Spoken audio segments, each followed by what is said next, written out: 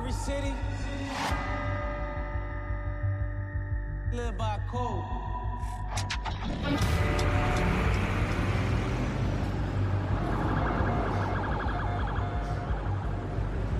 Only difference is, when you crack that Philly code, you put the whole world on notice. Tonight, we got some mess around and find out type of guys. Who wanna go to war? Straight up code breakers. So if you come for the bloodline, acknowledge us. You best not miss.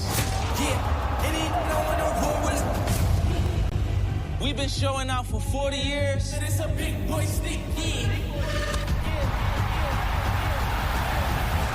And we got forever to go. Philadelphia, Pennsylvania, the biggest Wrestlemania of all time. We're gonna take it to a whole new level. And it's about to be legendary. The future of the industry's on the line. Welcome to WrestleMania! Brand new AP on my wrist, no, that's a big boy brick. 100 rounds from out that chopper, yeah. So here we stand. Yeah, it's a big boy stick, yeah. Who wanna go to war? Show way too much love to all these, I can't even show no more. Put this on 17 PJ, that ain't For the WWE Universe here in Philadelphia and watching around the world. Pull it up in the trench, I got that chop right by the store with us. I get to locking in like I went broke when I need more millions. More money, more killers, just made me more vicious. Philly, Wrestlemania, let's get it. Big boy, brand new AP on my wrist, no, that's a big boy brick. 100 rounds from out that chopper, it's a big boy stick, yeah. The biggest tag team match in the history of the WWE. Things are about to be broken. Who wanna go to war? Show way too much love to all these, I can't even show no more. Put this on 17 PJ, that ain't show no more. Send a blitz, them killers come with that switch so they can't blow no more. Blow it, yeah. Big boy stick, yeah. And now, Snickers and WWE 2K24 present the 40th Annual Global Entertainment Spectacular, WrestleMania. And you are looking live at a sold-out Lincoln Financial Field in chilly Philadelphia, Pennsylvania. We are sold out tonight for WrestleMania Saturday, the first half of the doubleheader known as WrestleMania 40. And we are moments away from the latest. Hey, this is WWE and ECW alumni, the Blue Meanie, and you're listening to PCW. The question is, are you ready? Let me talk to you. I will give you a show like you have never, ever seen before. Why? Because I can. What do you guys want to talk about? I am that damn good. I am the B-E-S-T. In the color red, in a world full of black and white. I am the eater of worlds. Yeah! To get some love!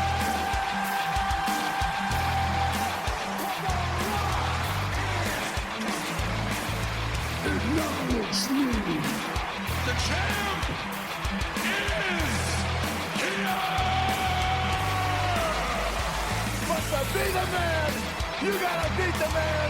And I'm saying, woo, right here. Hey, yo. The best there is, the best there was, and the best there ever will be.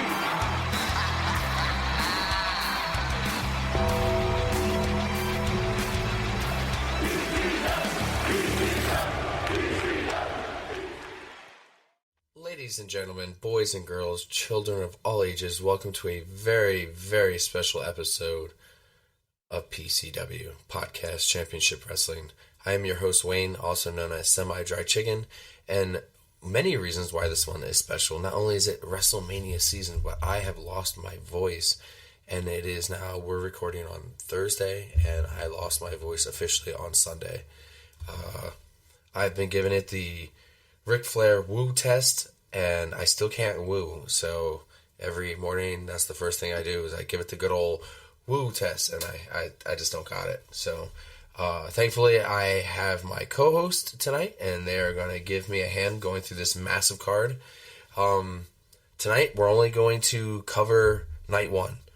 I know previously, maybe last year, we would do like back-to-back episodes, but here's the thing, it's a little different. We went this year, and going this year took a lot out of us. So much that we needed a break from wrestling for a few days. We needed to recoup. We needed to rewatch.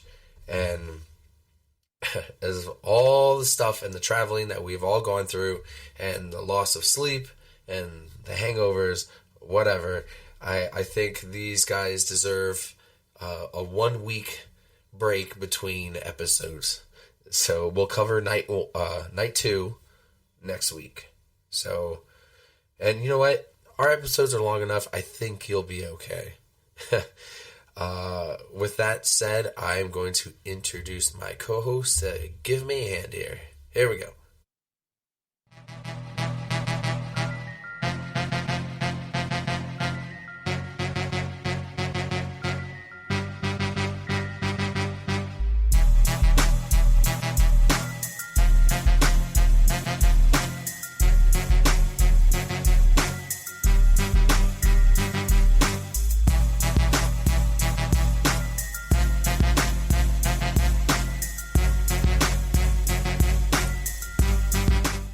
He's off the plane, he's home, and he's safe. Dre, welcome back. Woo! See. Just fine. Yours is just fine. Oh, man. Dude, safe travels, right? How was your traveling? Was it good? You took a plane? You had to rent a car? Or how did the process go to get from where you were to WrestleMania? Drove to the airport and caught a flight. Mine was pretty straightforward. It's only an hour-long flight. Yeah. We know from where we were sitting, there was, from the accents, we could tell that a lot of people weren't even from this country. And then there were people that were way out of state. I was looking at license plates from all over the country. So, No, there were people from out of the country. Yeah. So, 1 hour of flight travel, that's not bad. 1 hour driving for me, so it's not bad. But a guy who could probably get there in a good 10-15 minutes if he hustles, let's bring him on in.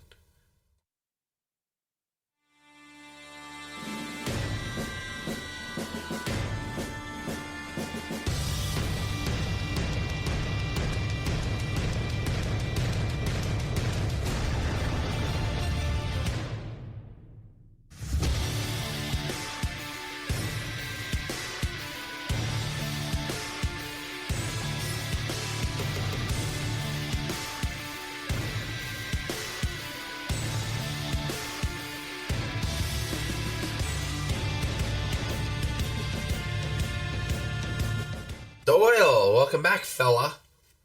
Oh, it's me. It's the Doyle. And I got some breaking news here. Let's hear it. On Instagram, as we're recording, breaking news. Your WWE Women World Champion, I'm not sure what the hell title she has. The Raw Champion, Rhea Ripley, has a puppy.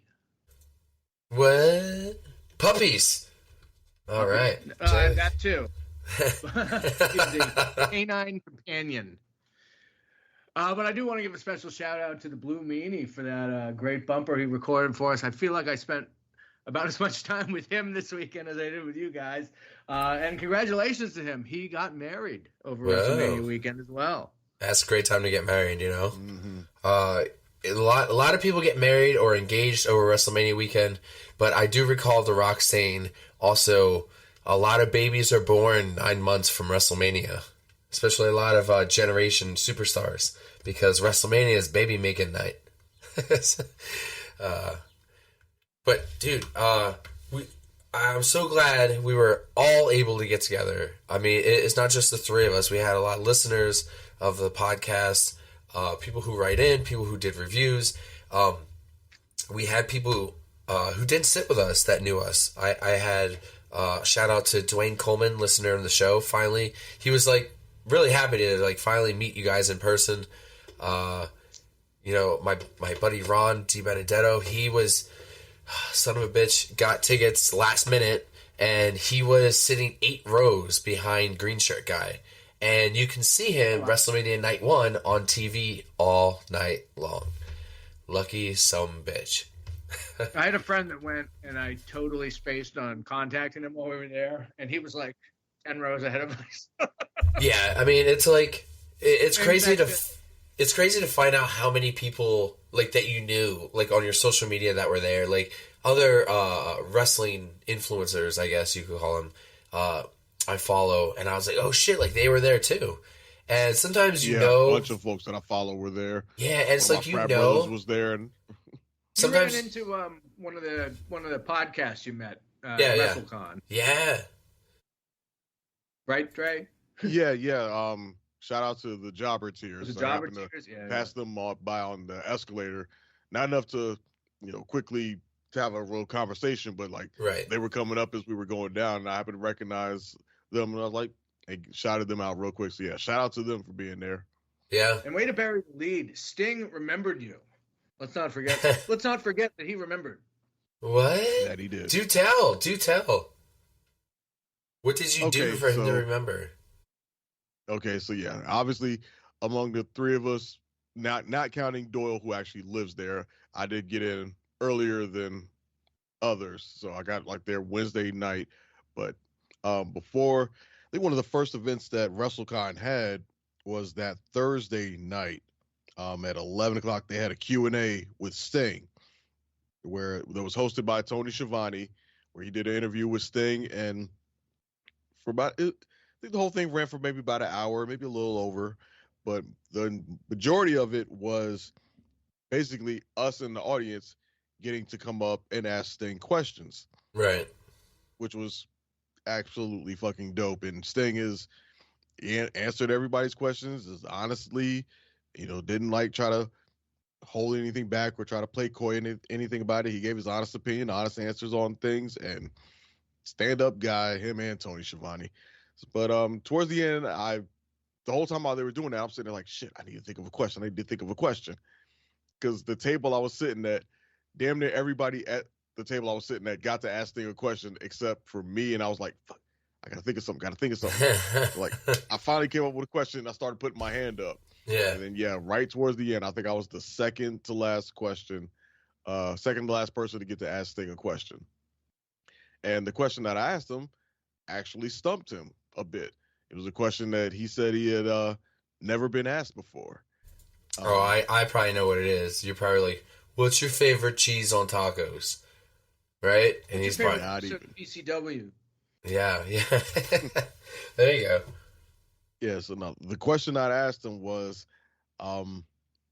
after first things first, thanking him for his career and everything, and Tony as well, and getting to tell Sting that, you're the reason I became a wrestling fan, which he was appreciative of hearing.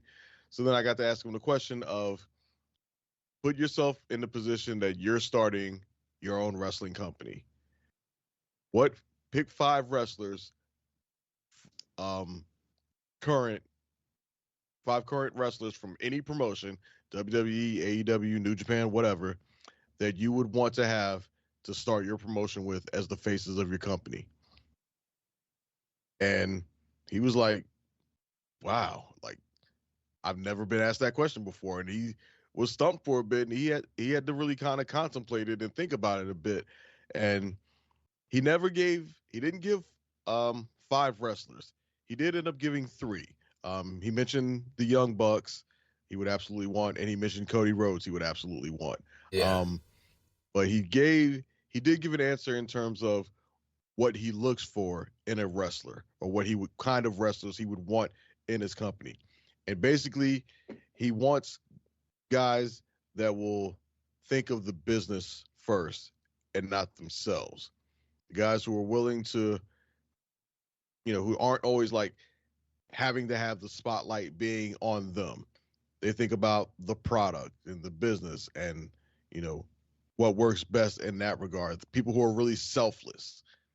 And to which he then proceeded to say that, the Young Bucks are some of the most selfless people he's ever met. How Cody Rhodes is extremely selfless himself, which, you know, he may be the man in the face of the company now in WWE, but let's not forget that Cody Rhodes in AEW, despite being one of the faces of the company, was never their world champion. He didn't want that. He in fact lost a match where the stipulation was he could never challenge for the title. Right. He willingly gave that up because he wanted other people to have that shine. So, you know, that's basically the answer that Sting gave in terms of what he looks for in terms of wrestlers. So follow that up with the next day when we get the photo op with Sting, courtesy of Carlos. Shout out to Carlos for that. But so we finally get there. Well, I get there at the last freaking minute. Doyle and Carlos and his wife are already there in line and shit. And I'm getting there, parking, you know, power walking my ass off across JFK Plaza and shit, trying to get there. But managed to get there maybe, 5 minutes before we took the photo? Oh, not even. Yeah, like, definitely cut it close. But we get there, we take the picture. After telling y'all about, you know, the experience from last night, and after we take the picture, Sting looks at me and he says, "I'm still thinking about that question." Son of a bitch. That's cool, dude. That's cool that he remembered you. I mean, you gotta think of like the hundreds of people he sees a day. Yeah, and the fact that he remembered that, yeah, not gonna lie, that was definitely was a cheat. My little 8-year-old me was cheesing ear to ear on the inside. I'm glad you got to ask him a question because I have been haunted, and I say haunted, by the Bianca Belair interview we were also fortunate enough to go to, and at which my wife asked Bianca a question. I got to say hello into the microphone, and ever since then I've been like, fuck. Every day I think of at least 10 things like, oh, you should have taken the opportunity and asked this. You should have taken the opportunity and asked that. Dude, and today I think I finally think of what I should have asked. Of course, it's a week too late. Yeah. But I would have asked her whose idea it was to do the Scary Movie sequence that she and Alexa did. And has she done any more that we just haven't figured out? Yeah. That's not a bad one. That's pretty good. But, yeah, like I said, if I thought of that last week around this time, it would have been a lot better. Oh well. Let me see. You got to say hi. I'm jealous of that. I got to say hi, and she said hi back. Should have been like, what size shirt do you wear? What size PCW shirt do you wear? Just asking. Yeah, totally. Almost. Yeah, let's not forget about the fact that we did see Bianca Belair. That was the very first thing we did when I got there. Yeah, I mean, I had a whole plan. I was going to take you for a cheesesteak, but that went all out the window the minute the. Well, I mean, dude, it was packed everywhere we wanted to go in Philly. I mean, even go to see the Rocky statue was packed. But. Oh yeah, the whole city was. I mean, the whole. I mean, WWE. Then when they say they take over the city, they take over the city. Yup. And I kept. You know, I would try to give Dre or Carlos direction somewhere, and I'll be like, you know what? I'm sure there's going to be a steady stream of wrestling fans. Just follow them. Yeah, that's exactly what I did. It was out with their shirts and merch and. Yeah. And it worked too, because that's damn sure how I wound up finding parking that Thursday morning. Yeah. And I was like, okay, the parking garage for the hotel is full itself, so I'm just riding around and I'm seeing. Okay, some wrestling fans, people in wrestling gear coming from that area. They must have parked somewhere down that way. Let me keep going down this road. Yeah, so many people walking around with belts. I'm not sure how I feel about a grown man walking around with a belt, but so many belts. Dude, I mean, they're lucky there was no 24/7 titles. I was just gonna get out and start like super kicking people and pinning them. But that might be the only belt I did not see. Yeah, right. That's very true. There were some obscure ass belts too. I saw. But yeah, I don't think I saw 24/7. Yeah, I saw somebody with an old WCW title, not the big gold, but the old school one from the early '90s. Plenty of big gold belts. Thing with Ron Simmons had it. Yeah, I always find it weird when a guy's walking around with like a 1/2 of a tag team title. It's like, okay, who has the other one? And it's like, why would he's like a New Japan Pro Wrestling belt too? And it's like, oh, I don't have another tag title. It's like, then wait, so you just got one? Somebody at the Tribute to Extreme show, and the row or two ahead of us had a TNT championship. The AEW. Oh, One of okay. AEW's secondary titles. Yeah. Did you guys also go to the WrestleMania Superstore at the PA Convention Center? Oh my God, was that a shit show or what? Dude, it was packed. I mean, it was everything what I thought it was going to be, and then some. Like, everything was just so goddamn expensive. I was looking at 2 shirts. Hell Froze Over. They wanted $40 a shirt. $40. Now, let me remind you people, you can go to Pro Wrestling Tees and you can buy a PCW shirt for half that price. Also, if you go on Amazon or anywhere else, you can get them $20. I was just on today looking. I was even looking at like the Philly 316 shirts. They're down to $32 now. So they're no longer $40. Because I was even looking at $40 at the arena. One. Dude, I totally get it. Like, I was so tempted. And like, Doyle, like, even in the parking lot, there was guys selling like Philly 316. They got the good bootlegs out there. The bootleg WrestleMania shirt. Yeah, but it had no like skull in the back. It just said Philly 316. But they wanted $10. And I was just like, I should have grabbed one. Only because, like, just to make a t-shirt, it should be more than $10. So I was just like, damn, like, I should have just gotten one. Son of a bitch. Like, yeah, I mean, guys honestly, walking by my car. Wasn't, there were a few things. I think the World had a couple items that were exclusive to there. And I think the actual event had a couple items that were exclusive to there. Everything else you can get on the website for cheaper.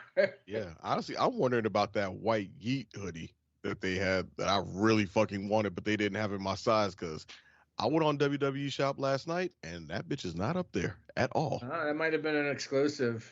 If so, I'm mad because I want that bitch. No only thing they have is man. just a regular black hoodie with Yeet on it, but not that white one. Yeah, that white one was nice. I wish I would have. I could have saved myself probably a big headache had I just bought the stuff that I wanted to get all that. What was it? That Wednesday? Thursday. If I would have bought all the stuff then when I was down there before everybody and their mama showed up on Friday, because like, I went there Thursday just on a kind of sort of on a whim because I happened to be in the area and I found out it was free to get in. So I was like, fuck it, I'll walk up in there. And this is maybe like 4 or 5 o'clock in the afternoon. It's wide open, no line, no nothing. There's, not a whole lot of merch because obviously some people have been there throughout the day and purchased stuff. But things like the little toy WWE title and World Heavyweight title, they were just sitting there, plenty of them. Yeah. And same price as Friday, but I could have just bought them right then. But I was like, nah, I'll get them tomorrow. I ain't worried about it. Even though that Thursday I bought an official program, which was $20, and I bought a WrestleMania shirt there, which was, like you said, $40. So don't know why the fuck I didn't buy the belts at the same time, because Lord knows I almost missed out on them bitches fuck around by waiting just a day for them joints. Yep.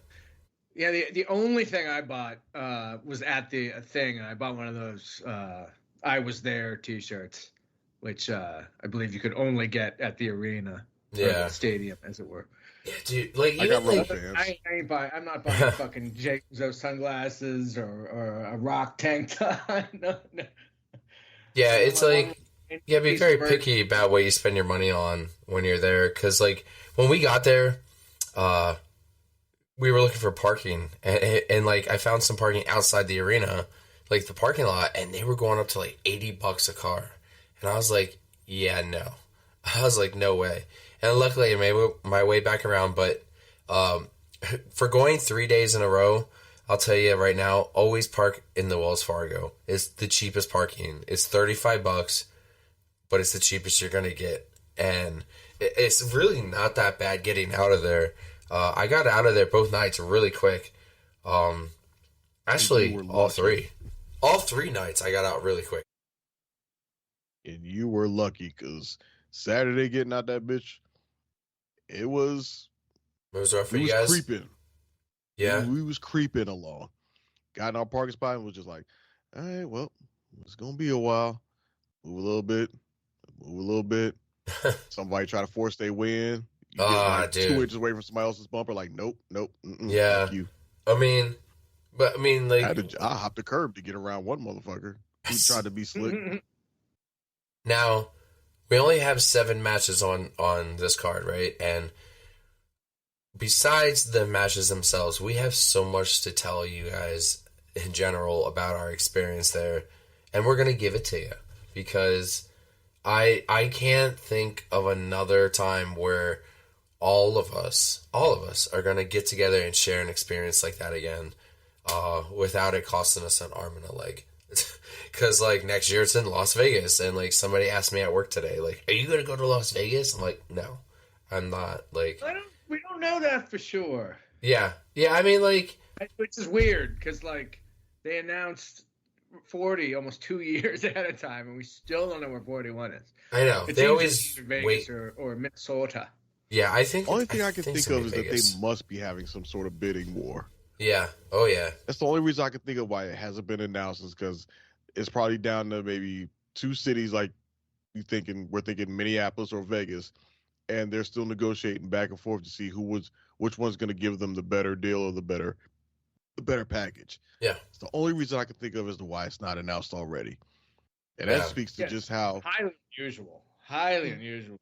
Yeah, and that speaks to just how major WrestleMania has become, that it's no longer the thing that WWE has to sell to cities, and now cities are coming to them looking to host it. Cities are bidding against each other, yeah. Right. Cities want to host WrestleMania. They're competing for it, bidding for it, just because they know how much of an economic boom it is for the city. Oh, yeah, Gino's toilet got used hard that weekend. 200,000 tickets sold for all 5 events. Yeah. And that's just the shows. That's not including the World. That's not including all the other surrounding shit, Right, all the other shit that happened around. Fucking everywhere. Right. Oh, yeah. Just, like, set the mood for people, like, night 1, it was, like, low 50s. But it felt like it was in the high 40s because of the wind. The wind was brutal. If you watch the show, don't worry, they told you about it. Yeah, they told you about it plenty. From what I was told, they had heaters down by the ring, so a lot of people who were sitting below were pretty toasty. Me and Andrew brought blankets, and I brought a really good hat and gloves, so like I was okay. I was fine. I do recall there was the Jade Cargill, Bianca Belair, Naomi match. I got up and I sat with you guys down a little bit farther, but I didn't take my blanket with me. And boy, did I notice the damn difference just sitting there without the blanket. And there was people in front of us. I noticed the difference alone just every time Doyle stood up. Oh, yeah. When it was cut in from his side, I'm like, man, I'm going to need you to sit back down, buddy. He was blocking the wind. Yeah, because the girls were complaining when me and Carlos would get up, the girls would complain that, they took all the body heat with them. Yeah. Like, dude, there was people in front of me like, oh, man, blanket, that was a good idea. I was like, hell yeah, it was. Because every time I go there. Just walking from through the parking lot and went to get to the show, I remember looking around and I'm just saying to my wife, fuck, there's a lot of these people are going to be really fucking cold. They are not ready. Dude, like, all the girls that were dressed like Rhea. There was a lot of girls. It's not enough. Yeah, there were a lot of girls dressed like Rhea Ripley, and they were going to be freezing their tits off. You have no idea what you're in for. Yeah, but night 2, not so bad. But I never even put my jacket on night 2. Yeah, it was like so weird the difference, and it also rained on the way. 2 days ago, it was 80 degrees here. Yeah. It's so weird. Wrestlemania, it was pouring, so go figure. Yeah, spring in Eastern Pennsylvania. It was raining on the way there, and I was like, "Oh man, here we go. It's gonna be one of those rainy WrestleManias." But thank God it wasn't.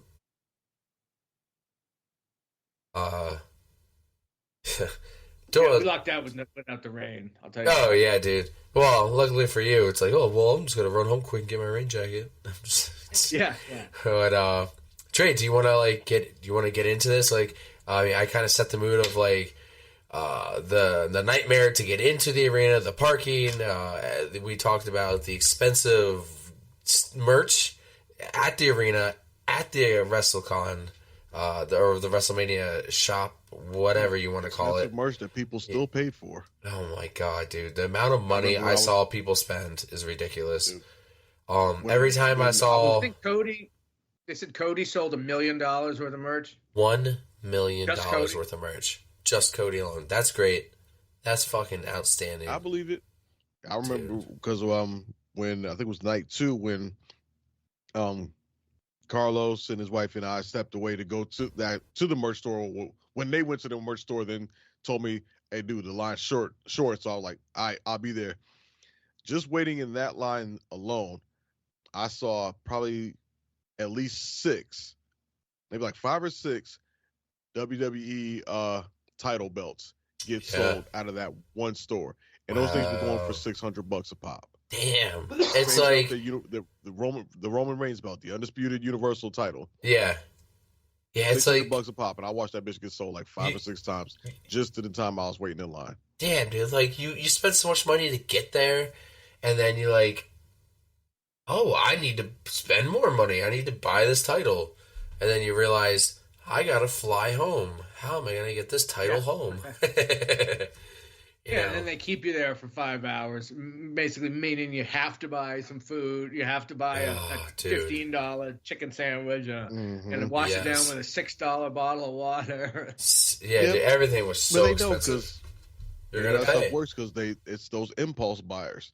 Yeah, they have that thing sitting right there on display, looking all nice, and somebody's gonna sit there. Dude, that belt looks sick. Dude, I want it. How much is it? $600? Oh, that's not that bad. Whereas on any other day, you're like, $600? Fuck no. You take a credit card? There and staring you in the face, and you're like, oh, that's not that bad. Dude, let me get that belt. You're seeing all the other people walking around with belts, and you're like, oh, that belt looks sick. That belt looks sick. I want to walk around with a belt, too. And there's that $600 shiny new toy staring you right in the face. Yeah. I mean, that's how they get them. It's tempting, but like I don't think I'd get my belt at an event. I think I'd want to order it, get it a lot cheaper. Because like you were saying, dude, they're going like $500-$600, and like I know you can get them a hell of a lot cheaper online. A hell of a lot cheaper. I want to know if somebody bought that $2,000 world heavyweight title belt that was on sale at the World. Oh yeah, I'm curious myself. Because they were selling it online for $1,500. You know, it's just like.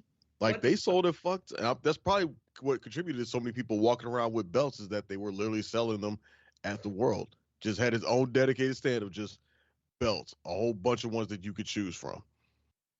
Yeah, because like when they would come to our local arena, the Santana arena, like they would have belts, but like maybe it's like 2 belts, and they only have like maybe 1 or 2 in stock. But like here, it's like almost every belt you can think of. And all these custom belts. And, you know, like that's one thing WWE, and we talked about it before on previous episodes. Like when it comes to belts, they've stepped up their game with like relaunching, redesigning new titles the past decade, and then the football, the NFL belts, and now I just saw baseball has them now too. Baseball. I think they have hockey too. Oh god, like everybody gets a belt now. You know, like, but whatever. I mean, that's merch money for them. So. Yep. I mean, you see non-wrestling fans with speaks to just how mainstream belts they've gotten now.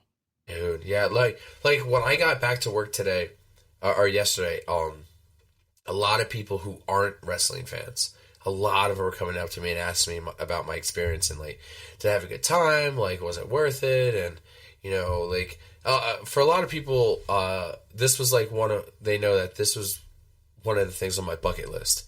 Like, it wasn't just going to a WrestleMania. The idea for me was to experience both nights and the Raw after Mania. Even though the Raw after Mania is not up to par, we'll say, what they used to be.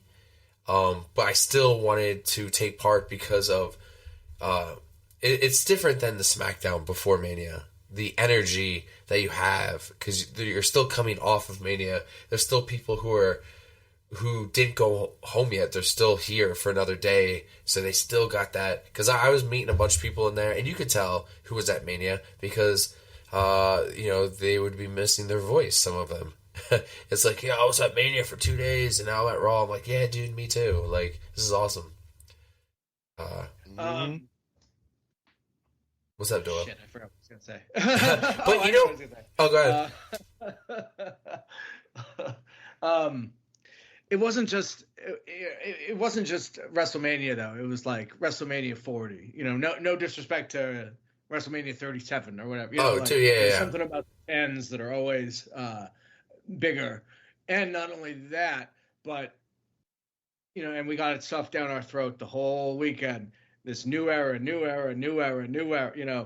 the first WrestleMania since the merger. It's the first one post Vince McMahon. And they're clearly not rebranding. That's not the right word, but maybe refocusing, shall we say? Rebooting, something like that. Let's forget about all Repackaging. this other stuff, and let's just talk about So it was kind of a perfect storm of it being right in my backyard, it being a 10 WrestleMania, and it being a time when just a seismic shift. And I think maybe 10, 15 years down the road, we'll look back and think of, remember when X, Y, and Z happened? Yeah, but that was before WrestleMania 40. We'll kind of look at things, that'll be like a line in the sand. Oh, dude, I like that. Yeah, like a big timestamp. Yeah, definitely. So before we get into everything, just from an overall standpoint, just looking at WrestleMania as a whole and even the Raw afterwards, let me ask the question. Does it feel like we've entered a new era in WWE? Oh, I think so. I think so. Like the whole feel and the way it was done, the way it was presented, everything. It just felt like something a little different, but yet the same. But I'm inclined to say no, but only because I think we've already entered that era. You think so? I don't think you can force it and say this is when it is.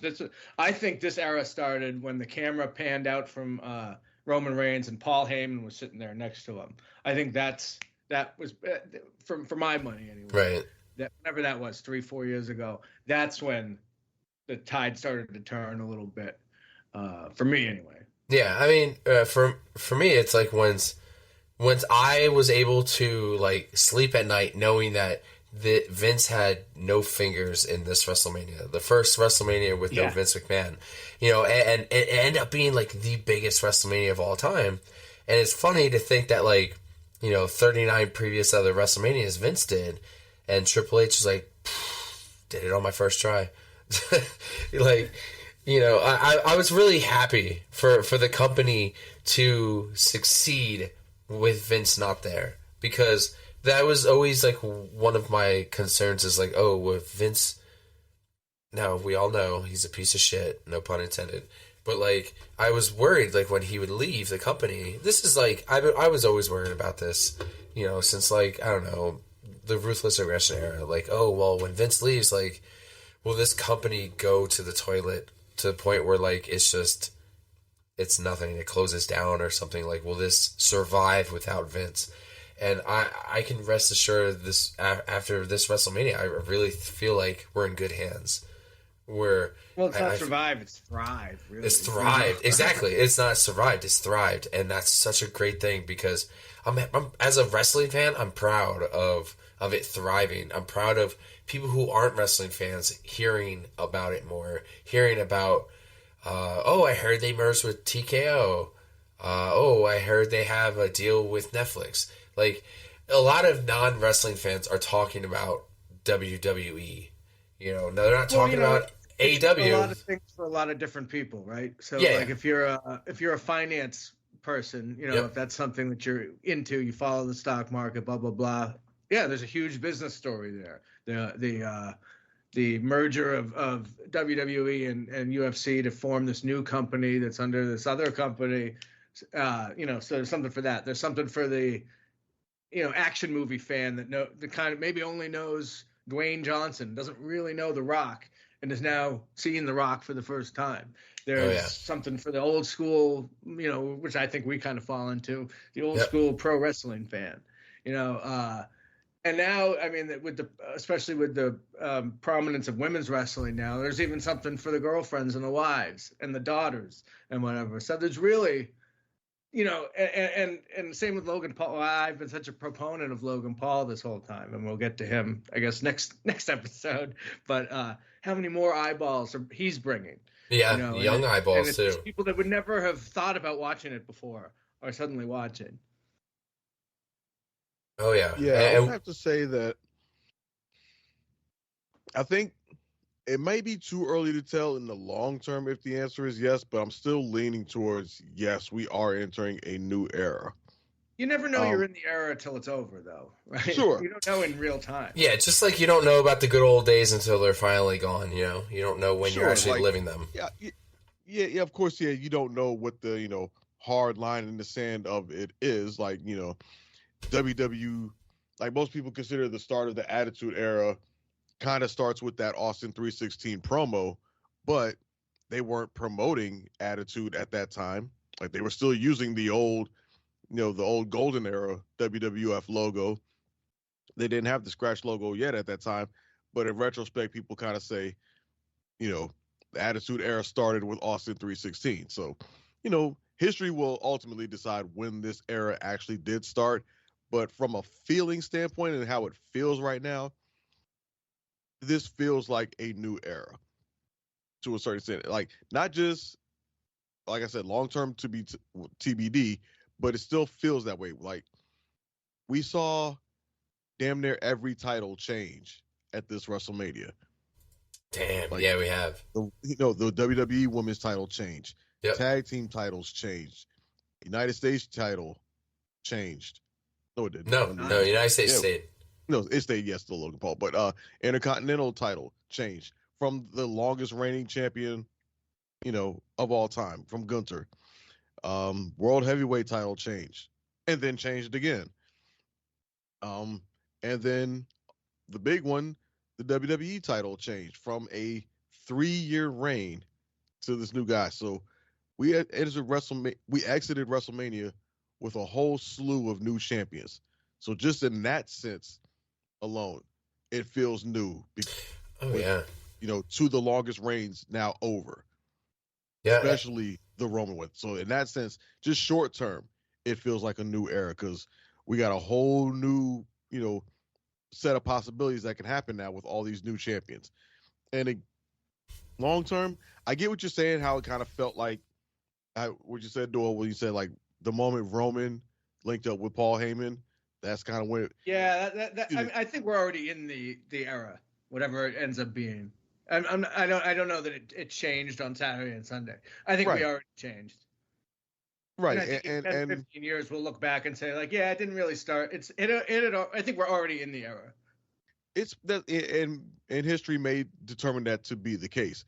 But another way of possibly looking at this being a new era is and again, time will tell on this one, but in terms of face of the company. And that's another way that's another metric that wrestling fans kind of use to define eras. Golden era, Hulk Hogan. New generation era, Bret Hart, Shawn Michaels, kind of 50-50. Attitude era, Stone Cold Steve Austin. Ruthless aggression, John Cena. And then next face of the company, Roman Reigns or Cody Rhodes, depending on how long Cody's run as face of the company is. And I'm not denying that Roman was a face of the company because he absolutely was. But it may still be to be determined long term.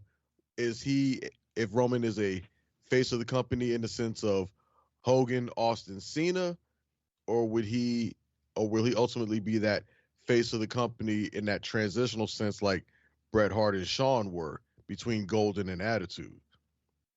Because if Cody ends up having a real long run and one of those and he's like that major face of the company on the same level of again Hogan, Austin, or Cena, we may look back at Roman and see that oh, he was the face of the company, but it was transitional. I have a question I want to ask, but I don't want to ask it now. I want to ask it at the end. But that question is, how long do you think Cody Rhodes' reign will go for? Oh, I want to ask that at the end. Yeah, we'll talk about that at the end. Yeah, I'm about to say, I think that, yes, it depends on how you word that question. Yeah. Like, reign, are we talking about this current title reign? Yep. Or are we talking about I mean, yes, until he loses the championship. Okay. Well, like I said, we can talk about that next week. I just want to float that out there. Like, I think this is something we should consider. Yeah, because I'm thinking, just off the top of my head initially, I think I kind of have two answers on that. Like, I don't think it should be 4 years. No. God damn. No. No, thank you. All right, Trey, let's break into these 7 matches here.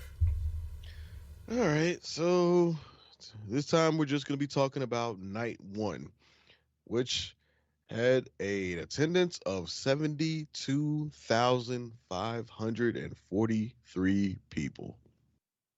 Just think of that compared to the WrestleManias of the past. I know, we were those 3 people at the end. 15,000 people at this WrestleMania, WrestleMania 25 in Philly, I think it was 16, something like that. Mm-hmm. Yeah, they've gone from selling out arenas to selling out stadiums. Man. With regularity, too. I mean, they do a couple of these shows a year now. Mm-hmm. In fact, most of them, I think, are in stadiums. Most of the big ones, they shoot for stadiums now. Like, WrestleMania is pretty much guaranteed to be a stadium show moving forward. SummerSlam is getting to that point now, yeah. I know. Breaking news. Breaking news. They're having the Disney Cinecon right now, and they've just announced Moana 2, and The Rock just came out on stage. Final boss! But go on. Was he cheered or booed? Yeah, it looks like he was cheered, but it's Moana, so what do you expect? I expect them fuckers to acknowledge their final boss like they supposed to.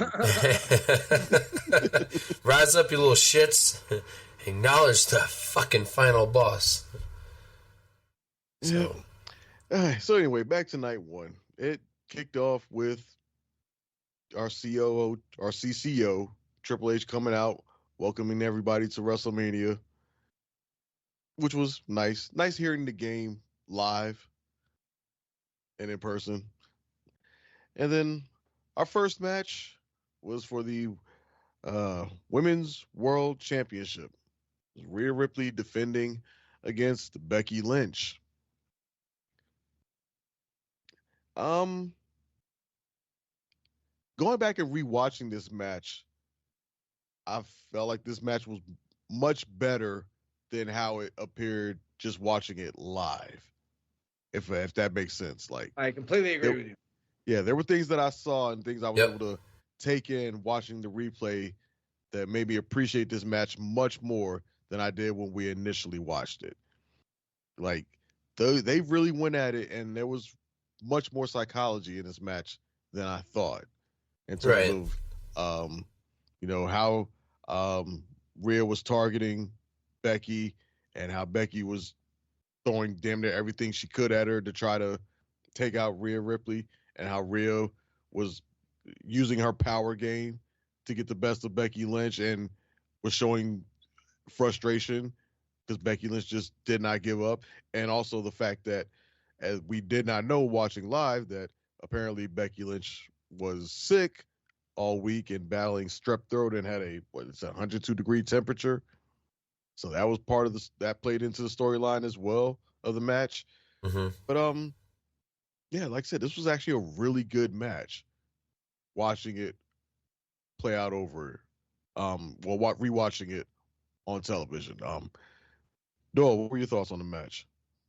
Yeah, I completely agree. It was much better second time around on television than it was there, although it was pretty good there. I kind of wish Becky's entrance hadn't just been a commercial for her book.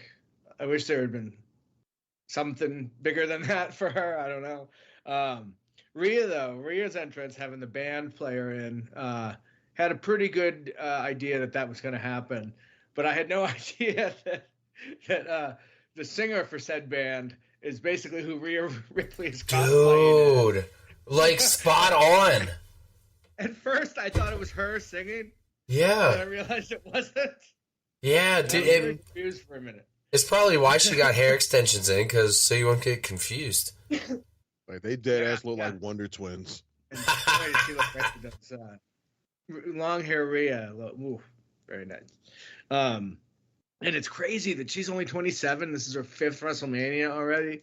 That's pretty crazy. Trey mentioned it. I had no idea about the Becky being sick part. And in fact, the only reason I found out is because the minute the match was over, I went to the bathroom and they had the commentary playing, and I heard Corey Graves saying that, and I was like, "What?" Like, because she was doing book signings and interviews and blah blah blah. Was she like typhoid Mary? Was she spreading strep throat all over Philly this whole week, or was the sickness story just a story? I don't know if we'll ever find out. Well, hell, if you got strep throat from Becky Lynch, that's a hell of a story to tell people. Yeah, right. But the match itself, this was definitely one of the better matches of the whole card, I thought. I'm not sure I would have opened with it. Not that it was a terrible decision, but, you only had 3 heels winning all weekend, right? So it just kind of seemed odd to start with a heel winning, even though she's not really a heel. I don't know. we can digress we can discuss what we think her future prospects are. But I don't know how it came. Yeah, because it didn't appear to come across that much on the replay on the feed when watching the replay, but I can definitely tell y'all in stadium heavily cheered, heavily pro Rhea crowd. Yeah, I mean it wasn't anti Becky, but no. It was definitely the cheers were louder for Rhea for sure. Yeah, like Rhea was probably like 75-25 cheers, whereas Becky was more like 60-40. Yeah, it's like there was no hate. It's just that, sorry, there's just a certain wrestler we just like right now a little more than you. Want Rhea. Yeah. It's like, no hate, Becky, but right now we want Mommy to win. Yeah, exactly. In this match, great psychology, I thought, with Becky, who's a best-selling author, if you didn't know. Using her brains, kind of against Rhea's brawn, overacting a little bit from Rhea on some of those 2 counts was kind of a bit much. She was kind of like HBK in that Hogan match, and I think it was a SummerSlam where he just overselling everything. Oh god, screaming like a lunatic. It was a little much. When Rhea had what was that move? The submission she was doing, the prison trap, I think they called it on the broadcast. It's like it was like a reverse clover leaf. When she pulled her back a second time, and watching it in person anyway, I was like, holy shit, they're gonna have Becky tap at WrestleMania, like. And then of course that isn't what happened. The finishing sequence was great. I maybe would have liked to see the riptide on the turnbuckle. Into the turnbuckle, then to another riptide, yeah. Yeah, I don't know that we've seen that. And they got plenty of time to cook without overstaying the welcome. I think it was 17-ish minutes, right in that area, which was like the perfect time. Yep, right at 17. If you added 5 minutes, it would have been way too much. Oh, yeah. But like we said, Rhea over as fuck. So I kind of wonder what's up with Becky, though. Supposedly she and Seth both have contracts coming up. But I'd be shocked if they don't re-sign. But I just kind of felt like a passing of the torch a little bit from Becky to Rhea. I'm not sure Becky. This might be her last contract, I think, and she might slide into like a Trish and Lita part-timer kind of role, where she just comes back once a year, once every other year. So it kind of felt like this was a big-time acknowledgement of Rhea as like the face of the women's division, anyway. And definitely the right decision to have her go over. I think we all called that. And Becky has a book, if you didn't know. which I have an autographed copy of. Does she now? Huh. Hey, Wayne, what were your thoughts on the match? I kind of agree with you guys. The match was, for me, I enjoyed it better once I got to do the rewatch. Maybe it's because, it's just the difference commentary can make on watching matches. Because, if the crowd's not alive or something, at least commentary can help keep something interesting. But I enjoyed this. I enjoyed it as a opening match. I think it was awesome that she had a live band player in. It was a great way to start off WrestleMania with a live band because everybody's, there was a handful of entrances we'll talk about that were pretty elaborate. So it was nice having a band play. But Doyle, I thought the lead singer of the band spit on image of Rhea. Well, you know what? Because I thought that, and I looked it up, and to see other pictures of this guy, and he changes his look an awful lot, and every single one of them Rhea has adopted. Oh, damn! He had short bleached hair. Yeah. It was eerie. Wow. You went down a creepy little rabbit hole. Okay. Google pictures of that guy, and you'll be like, Rhea looked like that. Rhea looked like that. Rhea looked like that. Yeah, and I wonder. I mean, they went on for 17 minutes, but I wonder if Becky's health had anything to do with the spot on the card. I doubt it. But wrestling with a fever, holy shit, that's gotta suck. It's gotta suck so bad. Luckily it was chilly. Maybe that helped, at least. But I know when I have a fever, I don't want to do shit. Let alone wrestle somebody else in front of 70-something thousand people. And like you said, Dre, she was on signings and pictures, and hats off to her. But if she's that sick, she shouldn't have been doing that. Oh, I know. Unless it was if she wasn't contagious, I get it. But I wonder if that was even real, or if they just made that part of the story to make her. Yeah, but that would to what make her look like she's a chink in her armor. I don't know. But yeah, I was impressed. I didn't believe that Rhea was gonna win. I thought this is where she's gonna stop, and no, it seems like she still has a lot to go. There's still a lot of gas in the tank for this championship run. We kind of got an idea after WrestleMania where she's heading. But Becky, I think in the position that Becky and Seth are both in after WrestleMania, there's a motorcycle going by. Goddamn. I definitely see them both taking time off. Just time off, let's go home, spend time with the kids, let's heal our bodies. I don't know, work on another damn book, whatever. But I see them taking maybe the summer off. I think it might be a good idea to flip the women's champions. Put Bayley on Raw and Rhea back to SmackDown. Yeah, we just get Bayley away from Damage Control and give Rhea a whole new set of opponents. Yeah, and I know we kind of glanced over it, but they announced the draft, and we just had the draft a couple months ago because we even did an episode on it. So now, they're doing the draft again. A couple of months ago, it was 11, 12 months ago. You sure? It seems so recent. It just seems so recent. I think the draft may have been a little bit later. Yeah. A little bit later last year than it was this year because last year we had a whole pay-per-view. Yeah. Okay. Yeah. After Backlash last year, because remember, Rhea defended the SmackDown Women's title against Zelina Vega. Yes. In Puerto Rico at Backlash before she even went to Raw. So it's a little bit earlier this year than last year, and I think that's probably them learning the lesson from last year with the whole, SmackDown with Rhea as the SmackDown Women's Champion going to Raw, and then Bianca being the Raw Women's Champion going to SmackDown, and that whole kerfuffle that we dealt with for a while before they revealed the new titles. So I think they learned okay, this is done. We're new.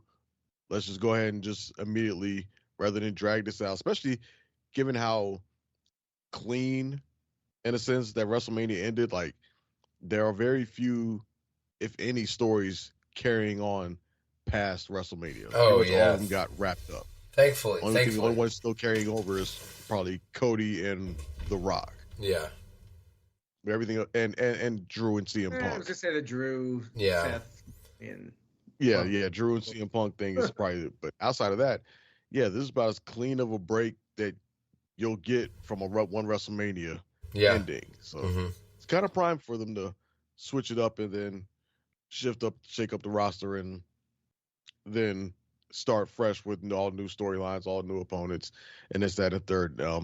Touching on the excuse me, Seth and Becky thing. Yeah.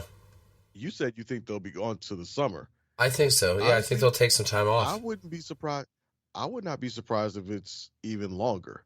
Yeah. I think if I had to put money on it, I think because both their contracts are set to expire in June. Yeah. Okay. June. I wouldn't be surprised if they let those contracts expire and they take the rest of the year off. Just sit it out. Come back to and they just take the rest of the whole year off to stay home, be parents, raise their daughter, heal up injuries, and just take a break from everything, and then come back next year around Rumble time. Yeah, I would like that. I would not be surprised at all if I'm pretty sure we may see them maybe one or two more times on Raw between now and their contracts expiring. Like I'd be surprised if we don't see them anymore between now and June, but I would not be. But then again, if we don't and we don't see them at all for the rest of the year, I'm also not surprised. Yeah. Yeah. I like I said, I don't know how much. I don't know how much longer Becky's going to do this full time, especially because they got the kid now, right? Seth, I could see doing it a little longer, but I could. This felt like passing of the torch. I already said that. Oh yeah, I mean, she beat Charlotte one year and then Becky the next, back to back. I mean, that's a hell of a torch to be passed. That's half the four horsewomen, you know. Yeah. So. Yeah, and truth be told, I can see Becky sliding into the part-time role, and kind of doing what Trish and Lita have been doing the past decade, really. Yeah, she's at that point where she's pretty much spent most of her time putting over and building up the next generation of stars. She did it for Bianca 2 years ago. She's doing it for Rhea now. I could see her. Yeah, I'm totally agreeing with you. Her fate just gradually. I could see her having another title run. Oh, yeah, absolutely. I'm not saying that she'll never see gold again or anything like that. Yeah, but I think she's going to start winding it down in the next 4 years. Yeah, I think they let these contracts expire, take some time off, and then when they do decide that they're ready to come back, they'll negotiate new contracts with WWE, and hers will probably be a significantly reduced contract, a much more of a not a Legends contract, obviously, but like a part-time deal, similar to what like folks talent like theirs that kind of has a little bit of mainstream cred. Sometimes they will go, take a 6-month chunk where they're not under contract and go do some of the things they're not able to do for whatever reason because the WWE says no, and maybe go do that. Rollins did that Marvel movie. I guess he's been cut out of, but. And of course, I guess they must have approved that or whatever. But whatever it is, go be on Family Feud or whatever the fuck, And they probably have those opportunities, and there's some that they can't do, or they just don't have time because of the wrestling that maybe they want to go do. And then 6 months they'll sign a new deal. Exactly. Yep. Sign a new deal. Reduce schedule, part time. Going to AEW, No. That's really the only other option there is for them.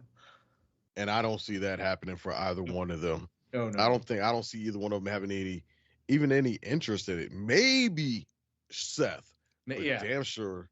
I don't see it for Becky, and no. Even Seth, I don't see it at this point for him. Now, especially not as much as he's talked about WWE and it being like his home and his family and all this, that, and third, which I don't think that was all kayfabe. I think he really believes that. I think he really sees WWE as home.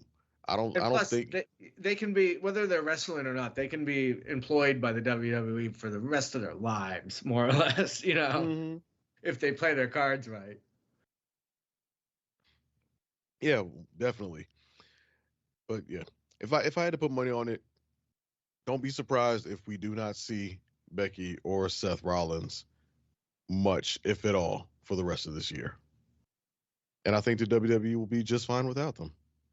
Again, not a knock on them, but I think them makes the heart grow fonder. It makes the heart grow fonder, and I think it gives other people an opportunity to step up. Just as we've seen it plenty of times where somebody who's on top takes a break, be it due to injury or something else, and somebody else steps into that role and fills that gap left by them. Perfect example, WWE in the year 2000. No Stone Cold. Who stepped up to become the man? The motherfucking Rock. So that somebody could easily slide in right now and fulfill that workhorse role of that Seth had as champ. Somebody else can step up to be a new face of the women's division, whether Rhea solidifies herself in that role or somebody else, steps up alongside her to take that place, TBD. But now I think is a perfect opportunity for somebody to step up. Any other final thoughts on this match that we've talked about that and then some? I'm good to move on to the next. Great start. Okay. All right, so moving on from that one, match number 2 was our 6-pack tag team ladder match for the undisputed WWE Tag Team Championships, in which both championship belts were suspended above the ring, and whatever team retrieved a belt became that particular champion. In other words, you get the SmackDown belts, you're the SmackDown champions. Get the Raw belts, you're the Raw champions. Competing in this, we had A-Town Down Under, team of Austin Theory and Grayson Waller versus Awesome Truth, Miz and R-Truth, taking on Judgment Day, the defending champions, Finn Balor and Damian Priest, as well as DIY, Johnny Gargano and Tommaso Ciampa, New Day, Kofi Kingston and Xavier Woods, and New Catch Republic, and half of their entrance theme, team of Pete Dunne and Tyler Bate. Which, first things first, obviously, as I alluded to, watching it live, we very much noticed that New Catch Republic kind of got shafted on their entrance because the theme didn't kick in immediately, and they came out They came out after Awesome Truth, right? Yeah, they had the Awesome Truth entrance. Graphics were still up there when they were like halfway down the freaking ramp. Yeah, I mean, we didn't even mention that they had so many audio. Yeah, they had so many audio, video, and just visual mistakes, light issues, so many problems from our end anyway. They went early with the DIY. I almost said DUI. That's very different. That's the Uso tag team. With their graphics popped up before they were supposed to. Yeah, and then this was also the match where the fucking screen above the ring stopped working, right? Oh, dude, yes. Yeah. Now, see, now that makes me wonder, because obviously what we watched a replay. So I would be curious to anyone who watched it live, could they hear the crowd chanting the way we were? Oh, yeah. People were. Yeah. Turn the screen on or fix the screen. I wonder if any of that stuff was picked up live. Yeah. Clearly, it wasn't picked up. It didn't come through on the replay, but they could have just edited that out. Yeah, you could hear. Me and Andrew picked it up. There was a couple of times where they were blinding us with the lights. Not us specifically, but other people were being blinded. They were, they were shouting, turn the lights off.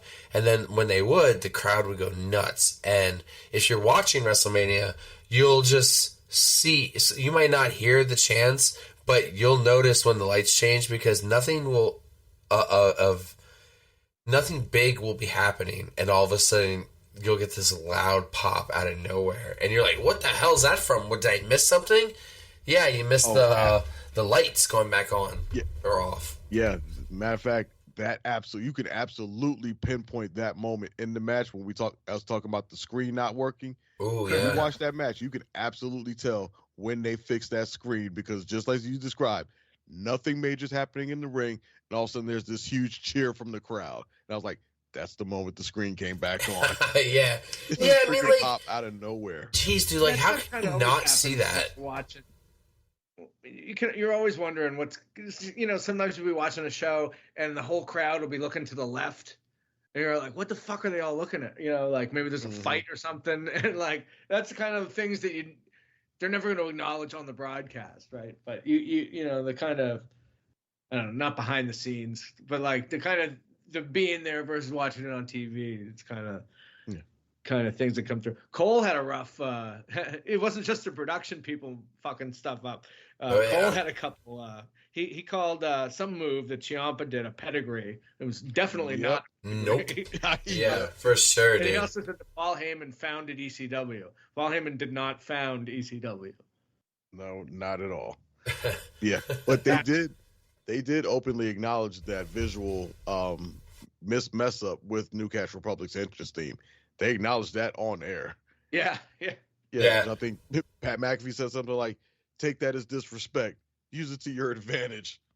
Yeah, I mean, I don't know if you guys saw it on Raw. I know I'm kind of jumping ahead here, but Raw had similar issues. Actually, one of the big ones was all the lights on the arena went off. All of them. And CM Punk had the mic, and he's like, can you turn the lights back on? Oh, no, it's Sami Zayn. Yeah, it was during the segment between him and, I think it was Chad. They were in the ring, and he was talking, and then all of a sudden the lights went out. It's like, can you turn the lights back on? I'm not done yet. Oops. Yeah, like, who the fuck, like, does he, like, lean on the keyboard? Like, what the hell? So... Yeah. Let's get into this match. I don't know. Guys getting a little lackadaisical without the fear of Vince McMahon there in the building, I guess. Yeah. There was some fun stuff in this match, though. I mean, I'll say the match itself was actually a really good and entertaining match. They obviously it was a spot fest, not all over the place with that many people in it. You can't help but just have spots galore in a match like this, but. It was good that everybody got opportunities to shine. Everybody got their moment to showcase what they can do and have stuff. People took some pretty gnarly bumps throughout this match. I was surprised at the fact that the SmackDown titles were retrieved by A-Town Down Under seemingly so early in the match. It's almost like they just got them out the way real quick, and then almost half the match was everybody fighting for the remaining Raw tag titles. Like, I think we all saw that split coming, but they just took any suspense that might not have been the case out of it by just like over-explaining the rules, kind of, like the match will continue until each set of titles is separately Raw. I wish they kind of. Why do you have to say anything? Just let it happen. We all know how a ladder match works. I know they treat us like we're idiots, basically. Yeah, it was like it was kind of obvious that they were going to split the titles up, but Jesus Christ, could you have at least pretended that it wasn't so obvious? Mm-hmm. That's if they wanted to make it more. Yeah, the fact that the second you looked up and you saw both Raw and both SmackDown belts up there, it's like, oh, okay, we see what this is. If they want to be more suspenseful, they could have just put one of each up there. Yeah, I mean, that would be plenty. Just seeing it is fine. You don't have to repeatedly tell us over and over. Where do they get these ladders from? What, a fucking dollar store? Like, these are some flimsy ass ladders. Oh yeah. Oh yeah, dude. We got some shit. There was one spot where Damien was on one ladder and you could see it buckling. Oh my god. Oh yeah. And the referee was on the outside. She tried to stop him from climbing that ladder. She was trying to let him like, yo, this ladder's damaged, it's broken, and he kind of waved her off and then climbed up. And then I don't know if Miz was just thinking on the spot, just him being a veteran or something, but he quickly rushed up there with Damien, and then they did their, I guess what was supposed to be South of Heaven spot, but he really just kind of threw him off there. They both jumped off. Yeah. I wonder if they had like two kinds of ladders, if they had like climbing ladders and ladders they were supposed to bump on, and maybe they mixed it up or something. Because then they get rid of that ladder, and then R-Truth puts another one in, like really purposely. Mm-hmm. And like that, there was a spot, I think Theory or Waller got a moonsault onto a ladder on the outside, and that ladder, like you could see the paint come off of it. You could see it was made out. It was not an aluminum ladder. No, none of them are. So They're I don't just know if, like, I'm wondering if they had, ones for the spots and then actual other ones to climb, and they just kind of confused or what. Because I can't believe that ladder didn't just fall apart. That they had a couple guys up and down on it, and it was just like, it was bad. It was funny because my friend that came night 2 said, like, wait till you see, he goes, did you watch the replay? And I said, no, not yet. And he said, wait till you see what these ladders looked like. He's like, they look like shit. And he was right. Yeah, I wonder. I don't know if it's because if they are in fact genuinely different ladders, because visually they appear the same until they buckle, and I feel like they've gone away from using true metal ladders quite some time ago, just because of the one they're more difficult to actually buckle. So I don't know if they're using some sort of different material, but they still sound metal-ish. Yeah, that's why I wonder if there were 2 different kinds, because the one that I forget who, I think it was Waller, went through on the outside, like the paint came flying out, and there was some kind of like orangey material. Mm-hmm. I don't know if that was some kind of foam or what the fuck it was. Yeah, or if they're hollow or something that so that they can break more easily. I don't. Mm-hmm. I'll tell you which ladder didn't break. That one that freaking Xavier Woods tried to. Do the spot on, and he just literally just hit it and bounced off. he just went right at him instead of up. Yep, all horizontal energy. But there were some fun costumes. You had DIY. God, I keep almost saying DIY as DX, and then hilariously, R-Truth thought he was Shawn Michaels and made him tune the band up. That was pretty good. Yep. R-Truth was great in this match, by the way. He wanted to tag in. That was hilarious. The hot tag, yeah. That was dope. You had New Day doing the Rocky thing with Apollo, and then even Kofi was dressed as Rocky. Yeah, Taylor Bate had a fun twist on the airplane spin with the ladder. Dude, that was unique. The shoulders and the ladder, that was pretty cool. Yeah, and I enjoyed this match a lot. Definitely picked up a little bit after the Rhea Becky. You know what? Now that I think about most of these on the card, I don't think I went to the bathroom during any of these matches. Because I was thinking about it for this one, but I was like, nah, I want to see this one. And I'm glad I stayed to watch it. I did not see Waller and Theory walking out with titles. Did not see that. And then they were taken out of the match then for a little bit, which made sense because you don't want them basically jumping on the ladder right next to it and just grabbing the other set of titles. But I did enjoy the gap they had in between winning both titles.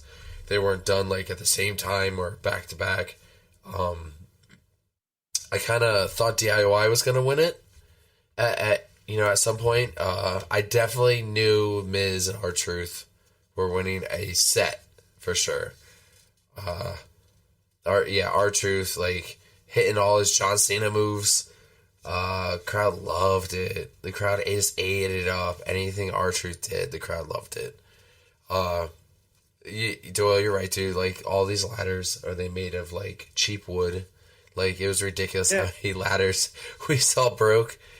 You guys talk about the attire. I love the attire. I always love WrestleMania outfits because they always go above and beyond. And, yeah, I love the whole Rocky theme. And then I laughed so hard when I saw DIY come out just as DX. And Doyle, Team DUI, that would be the Usos. Yeah. Team DUI versus Team DIY. DX caught. I didn't pick up the DX gear in real time at all. Oh, did you? I did. Live did not pick it up on it at all. Yeah, it's hard. It's hard. Like for us, there's a lot of stuff we didn't pick up until I bet you went home and rewatched it. And we saw a bunch of things that were like, oh shit, I didn't know that happened. Like, did you know that happened? Like, and noticing outfits and yeah, especially like more detailed to outfits. I could notice a lot better, obviously, watching it, even though we had like a massive jumbotron right behind our heads. But I wasn't gonna spend my WrestleMania turned around, you know. So Yeah. we saw what we saw. It was kind of like in the front of the movie theater, also. Yeah. But you know, at the end of the day, like I think like even if you, because I brought binoculars, but even if you couldn't really see much, I think what Titantrons they did have worked pretty well. But it's just the atmosphere, the crap, just being a part of it. Because, like, I mean, you guys know, like, just one woo, you're out getting food, and you just woo just once, and, like, you get 20, 30, 40 people wooing. You know, you're doing LA Night chants. Everybody's doing LA Night chants. You know, everybody's saying yeet. Holy shit. The yeets. And then the no yeet haters. Yeah, always the no yeet. But I'll tell you what, like, when I did go to the bathroom or when I went to go grab food, I would just randomly woo or just yell yeet. Because you think about it, fellas, where else can you go and just woo or yell yeet or yell to people, yeah? Like, where can you do that would be acceptable? Definitely not at Home Depot. Not acceptable. Besides a mental institution? Yeah, right? You know, where else is it acceptable to walk like Vince McMahon? I saw people walking like Vince McMahon in the parking lot. I saw people dressed like Macho Man. I saw... yeah, I saw a lot of people dressed as wrestlers. It's just like... that's what's so great about this culture of pro wrestling Dusty, is... I saw him everywhere. Oh my He God. must have been on the exact same schedule as me. Like, yeah. Everywhere. Like when we that man would went go... through Dusty's whole career this weekend. Like when I would outfits.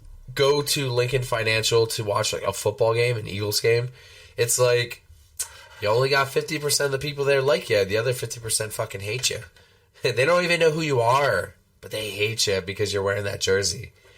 But in wrestling, it doesn't matter. Like, you know, yeah, I may be wearing a Roman Reigns shirt. I know I'm going to get heat for it.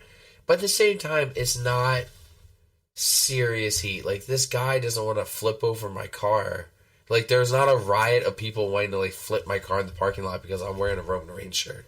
You know, it's not like, I don't know, if, like, you know, Chiefs fans come to Philly. Like, you know, we'll flip your goddamn car after the game, you piece of shit. Like, people don't do that in wrestling fans. Like, wrestling fans are awesome. Like, you know, you might have the occasional fan that's obnoxious and loud, but at the end of the day, like, in the parking lot, you could just... All the people tailgating were so nice. People waiting in line, you know, just everybody I came across were just so... Like, we were all on the same page. We all love this. This is the greatest day of our lives. We're at WrestleMania. Like, and everybody was just so positive.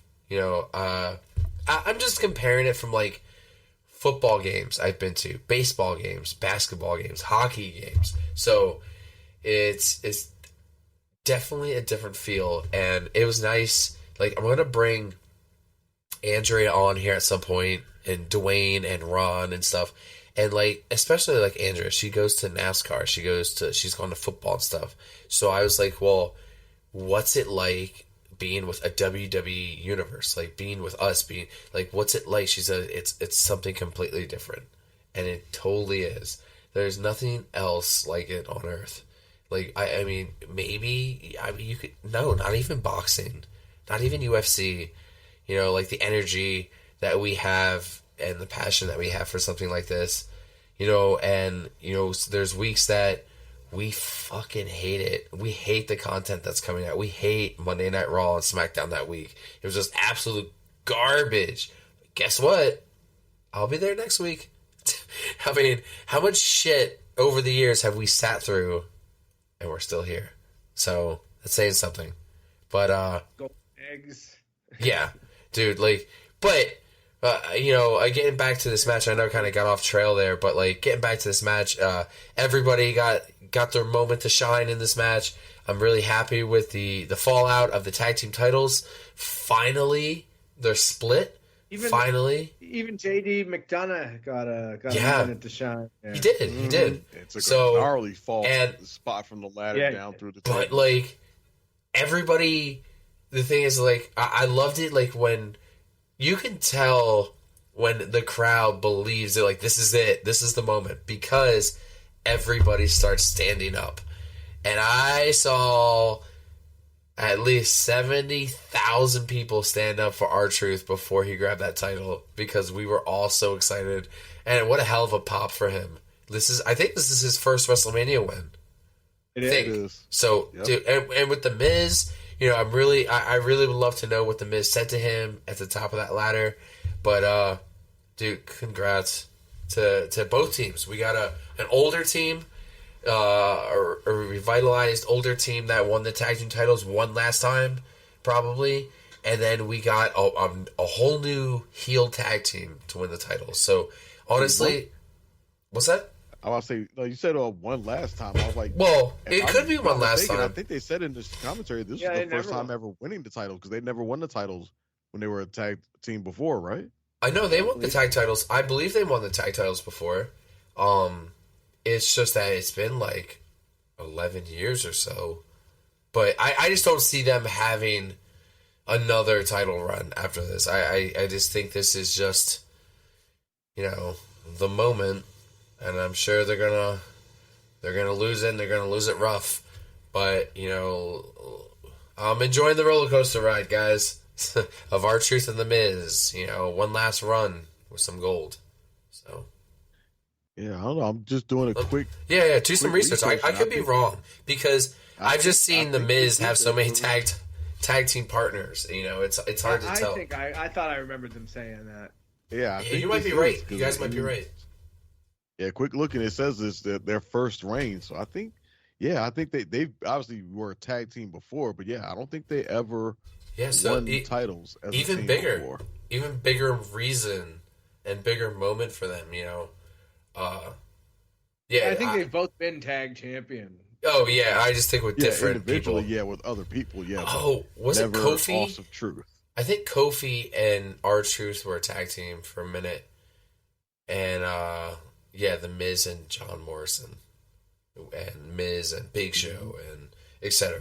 So, you're right. You're right. Oh God, yes. Overall, though, this was a great match. Yeah. Again, the only gripe that I have with it, which is similar to what you said, Doyle, is I wish it would have just had a little bit more suspense with the finish. If they could have just kind of just help bury the lead a little bit more in terms of both titles are going to be split. If they could have done a better job of concealing that and just let that split happen naturally in the match and let that be the suspenseful finish that, oh shit, these titles are now split, rather than saying, basically, I mean, the way they announced it, they might as well have just said that beforehand, that look, we're going to split the titles at WrestleMania. Yeah, exactly. Like, it would have been, I think it would have been better if it would have just happened and not been like a surprise finish. That could have been the one thing that just took this match to the next level. And if they could have had that. No, I agree. But other than that, again, another 17-minute match, I think. They got time to cook without staying too long. So far, that's been a good trend on this show. Spoiler alert, will not continue. Second longest match of the night, actually. Yeah. This match went for 17 minutes and 25 seconds. So, second longest match of the night outside of the obvious. Mm-hmm. Yeah, but again, like 5 more minutes would have been too much. Mm-hmm. Yeah, you're right. Just the right amount of time. Following this match was my bathroom break because I missed the entrances for Rey Mysterio and Andrade taking on Santos Escobar and Dirty Dominic Mysterio. I don't really know what all there is to say about this match. Like, this match kind of just played out as a regular tag team match. They didn't really do anything like special for. I mean, they did have some dope spots in the match. So it was pay-per-view level. Obviously, the slingshot splash from the guy from the LWO where they just freaking yeeted his ass up the ramp onto the Phantasma guys. That was a dope spot. Might have been doper had I not seen them do it on NXT like a few weeks ago. But that's a cool spot. And probably the biggest moment of this match was the two masked white guys coming out the audience and chucking Dom into the into the ring post and then throwing him back in the ring. Those two masked guys being revealed as Jason Kelsey of the Philadelphia Eagles, retired, and Lane Johnson of the Philadelphia Eagles, which, again, cool spot. Obviously, dope hometown thing to do. But the match itself was just kind of so-so. Just okay. Nothing really special or that grand about it. What were your thoughts, Doyle? I don't think in real time I realized that this was a sponsored match. I think we all had the faces winning anyway, but as we all know, Rey Mysterio does not lose sponsored matches. Not really a whole lot to add here. There were a couple cool things. That double crossbody that Rey and Andrade did was fucking awesome. Mm-hmm. Off the turnbuckle to the outside, that was pretty cool. Yeah, I mean, I'm glad that they didn't make this another gang war match because we already had one. I think we had speculated on whether there would be two, but they still managed to get everybody involved, which is cool. I was interested to see at what point the masked men were introduced because I feel like we knew about it way before it shows up on the broadcast. Maybe just because of where we were sitting, you could see him coming. But that was cool. I mean, you want to get. I think we all knew that Jason Kelsey would show up somewhere over the course of the weekend. That seemed as good a place as any to put him. Yeah, I mean, it was a fun match. It was just kind of a filler, I guess, for lack of a better word. I kind of hope this is the end of what turned out to not be that great a feud between Rey and Escobar. I'm kind of done with that. I'm kind of done with that. Yeah. It seemed like it had all kinds of potential and then never really led up to much of anything. I'm wondering about the coming out of this. I guess Carlito is maybe upset he wasn't in this match. But other than that, I think we all parties should go move on to something else. Definitely. Like, this thing has run its course and it didn't do much running. So yeah, I'm perfectly content with, Legado del Fantasma moving on to beef with whoever. I don't know. Maybe they start beefing with Lashley and them now. And then I would hope that these two groups get split up in the draft, and then, and we deal with them inside drama between LWO and what have you. Which, yeah, for being factions like this that seem to have so much promise, especially LWO. When they were first revealed, remember when Ray first gave them shirts, and we was like, "Oh shit, LWO!" We really thought it was gonna be something. Yeah, it hasn't been. It's been. Well, yeah, you got the LWO black and red. It's been very, very lackluster. Like, you could argue the best moment that the whole faction has had was Zelina Vega's match at Backlash last year in Puerto Rico. That's probably the best moment the LWO as a faction has really had. But other than that, it's been a real letdown, and it almost seems like they brought in Legado del Fantasma to try to be what LWO couldn't be, is that really prominent Hispanic group, because LWO just didn't seem to get over. Sure, the shirts sold like crazy, but that's about it. Either break the LWO up or at least separate the two groups. Something, because I think they can be doing much better than what they have been. It's just, unfortunately, just poor booking, poor storyline planning. Well, also now we've got two tag championships now. So hopefully, maybe the ashes of those factions, go back to being tag teams, and or they get involved in that. Yeah, or one faction gets moved over to Raw and while one remains on SmackDown, and then, hey, look, representation. You got Hispanic faction on each show. Right. Pick your poison. But shout out to Ray's ring attire though, the Philadelphia Eagles gear. Dude, yeah, I liked it. Any other thoughts on this match? Oh well, Wayne. Yeah, no, it's cool. I was waiting for you guys to wrap up. No, you know what? As Carlito would say, I like to spit in the face of matches that aren't cool.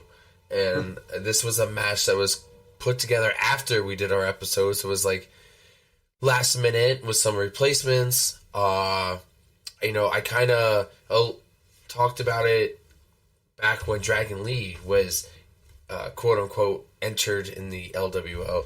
I kind of thought like, oh, I think the seeds are being planted for Carlito turning heel.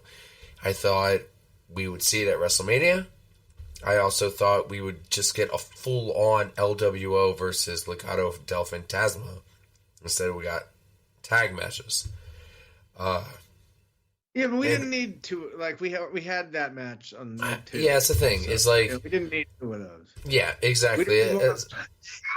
I get it. We kind of got. They somehow found a way to get Dominic and Ray to go against each other at WrestleMania. You know, again. So, but yeah you tricked us. But super forced. Yeah, it was super like, forced. Shit. Like this It's like guy somebody who's looked not up the even in production my meeting. stable is interfering in this because my stable can't take care of the job. You know, I guess if there was a bathroom break, this would have been mine. But I guess I didn't have to go at the time.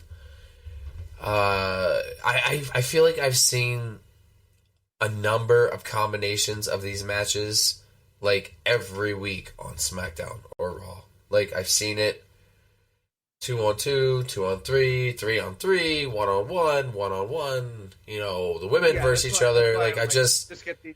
Yeah, I'm just exhausted with the feud in general, and I'm getting at the same point with Karrion Kross's group and Bobby Lashley's group. I'm getting to that same point where it's like, okay, the feud is done. Like, can we move on? So, Dre, I agree. Like, hopefully when the draft comes, it'll split these teams up. I do want to see them still together, but I just want to see them split up on different rosters and maybe come across each other again at Survivor Series or the Rumble. But for right now, let's cool it off. Okay, with the LWO1, we get it. They're better. They clearly have way more members, but yet they would always still lose week after week for some odd reason.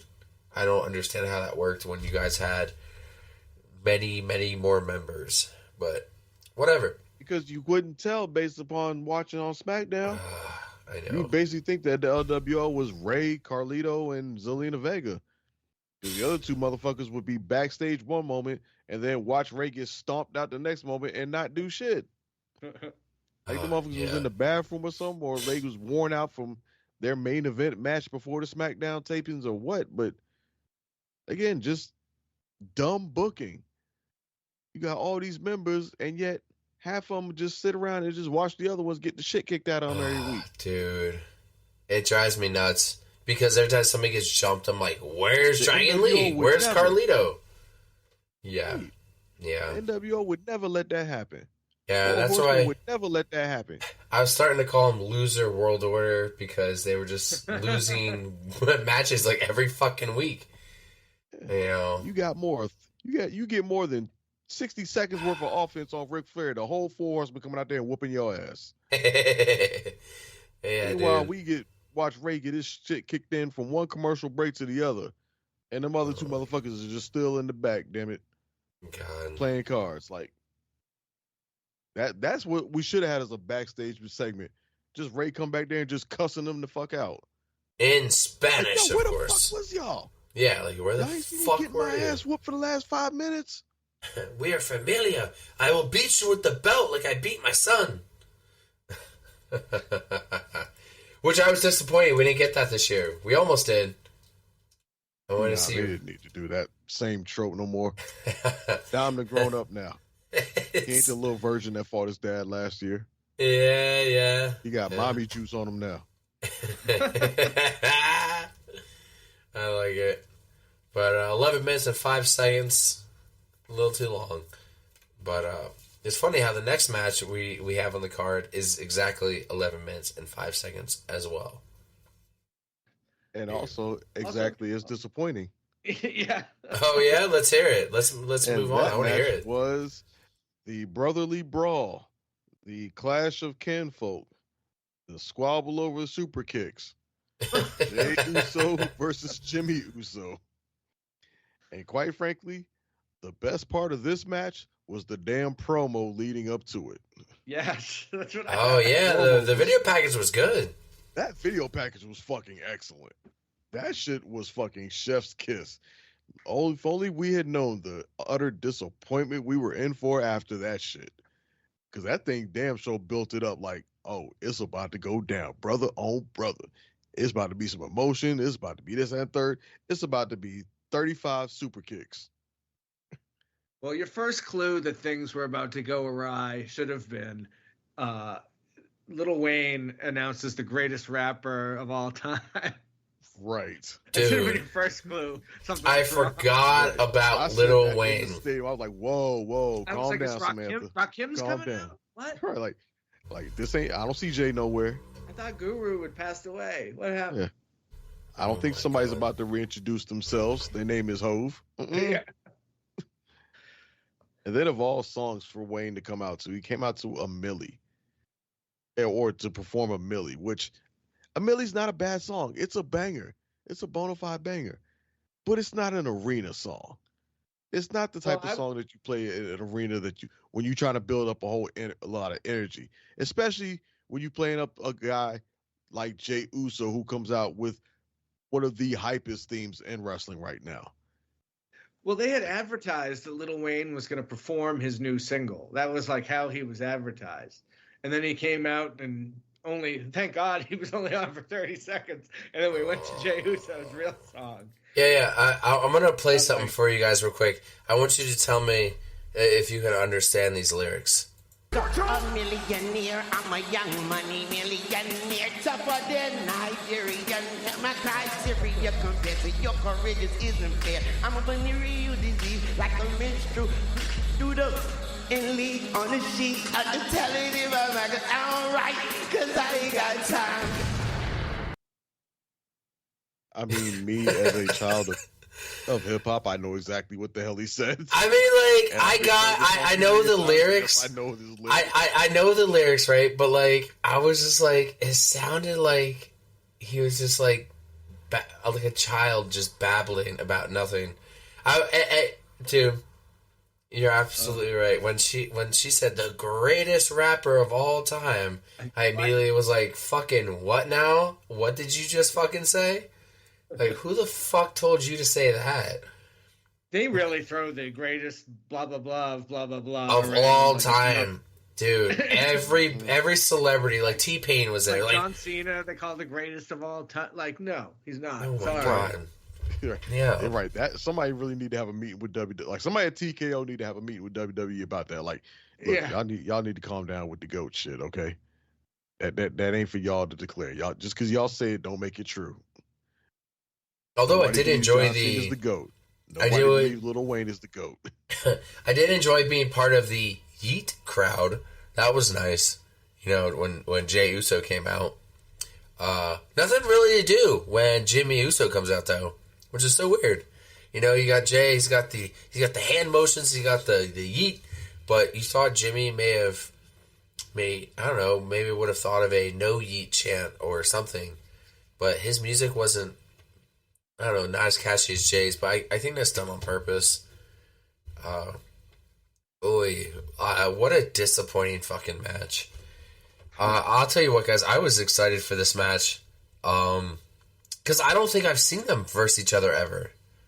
You know, I've always seen them and known them as a tag team. But we talked about this match as being a potential show stealer. Yeah. This was a match of the year candidate. Here's the thing is, like, you got two wrestlers who have almost the same... I mean, obviously they're fucking twins. But they have, like, the same moveset. I think that was part of the problem. I think that was part of the problem too. Yeah, it's just too. It'd be like, I don't know, like it's just like in a video game when you choose. Think of an old WrestleMania game, Doyle, where you would have like Razor Ramon, Shawn Michaels, The Undertaker in there, right? But you had the option of picking like Razor Ramon. Like 3 people could pick Razor Ramon, but he would just have different colored tights on. But it was not as fun wrestling with 3 Razor Ramones, you know? It's just not as fun. Or like when you're playing 2K by yourself and you're like, I'm going to have a whole team of Undertakers. I'm going to have the badass Undertaker, the Ministry of Darkness Undertaker. Even then, you know, like, you know, some guys are big and strong and some are smaller and faster. And, you know, it's you know, you want to match up a little guy and a big guy or a power guy and a technical guy or whatever. And when you just have, like you said, player 1 and player 2, and it's the same person. Yeah, I mean, it just, there's no mishmash, you know, it's all the same. Yeah, I mean, that's how the damn Street Fighter 2, Ryu and Ken. Yeah, there you go. Prime example. I mean, do you guys remember how awesome when Nikki Bella versus Brie Bella? You guys remember that fucking knee slapper of a match? That was awesome, right? One of your top 10? I wasn't watching it at the time. Top 10 favorite matches of siblings ever? Like, the best, had to be the best twins match ever, right? No, it just sucks. It's just doing... Well, most sibling matches are pretty... I mean, the Hardys matches were terrible. Yeah. Owen and Brett is really the only good one. Exception, really. Yeah, because you got 2 great technical wrestlers that can go out there and just work in masterclass of a match with each other. Yeah, I mean, you would think, okay, the Hardy Boys, when they verse each other, what are we going to get a lot of? We're going to get a lot of high-flying moves, people going through tables, right? What are we going to get with, let's say, the Bellas? We're going to get a lot of hair pulling, a lot of slapping, right? What are we going to get with the Usos? A shitload of super kicks. So I guess deep down I kind of expected this, but at the same time I was like, nah, it's going to be different, right? We're going to get like a top quality match here. 5 stars. Fuck, was I wrong? And I think we all picked Jimmy, right? And I think they really missed the opportunity to do so. I mean, right. On top of having a bad match, you go with the clean babyface Jey Uso win. Yeah, I mean, it just did nothing for Jimmy at all. Just it didn't do anything. Buried him even further than he's already been buried. Yeah, I mean, and we were even talking about how much better Jay's presentation is, his entrance and everything is. And then you just shit all over, like, Jimmy just seems less than in every conceivable way. Right. You know, I'm not sure who the producer of it was, or the back, you know, whoever helped them put it together. But I mean, they had to have known that this was going to be a wet fart, right? Like, right. I mean, like, how was the match meeting going? This 5-star classic, you know, like, and it seemed appropriate that this one was sponsored by Dude Wipes. Because dude, it was pretty shitty. Yeah, I was like, how did the production meeting go for this match? Like, here's what happened. You gonna run down, you gonna dive out the ring, tackle him. Great start. You gonna throw him in the ring, and then you gonna super kick him, and then he gonna super kick you, and then you gonna get a whole bunch of them in on him. He gonna say he's sorry, then he gonna kick you, then he gonna start kicking you a whole lot, and then you gonna duck one, and you gonna spear him, you gonna splash him, and that's it. And the people are gonna love it. And that fake apology bullshit, like that could have. I didn't buy that. Do you guys remember that? Being aware that was going on? I do remember being aware of it because of how the crowd was reacting. Yeah, but I wasn't buying it at all. I remember looking up at the screen and seeing that, okay, he's doing the whole "I'm sorry" thing, and that moment could have been so much. It could have had weight to it. It could have had impact to it. Had the match been better leading into that, had they not already lost the crowd with just a fuck ton of super kicks, had we actually got like a real hard-hitting match where they were really going at it and not just kicking each other, really doing moves or even just fighting outside. Fight outside the fucking ring. And like, don't get into a turnbuckle. Don't swing some steps. And Use they the fucking mentioned table. Something. They mentioned Rikishi, but why wasn't he there? Why wasn't he in the front row? I think that would have his wife there. That would have helped so much for this match. Rikishi there watching. Yep. Imagine a camera. Imagine a moment where like Jimmy or Jay is laid out on the Spanish announce table, and you got Jimmy climbing onto the turnbuckle, ready to splash him from the outside, and paired in between two of them, you see Rikishi washing off. Yeah.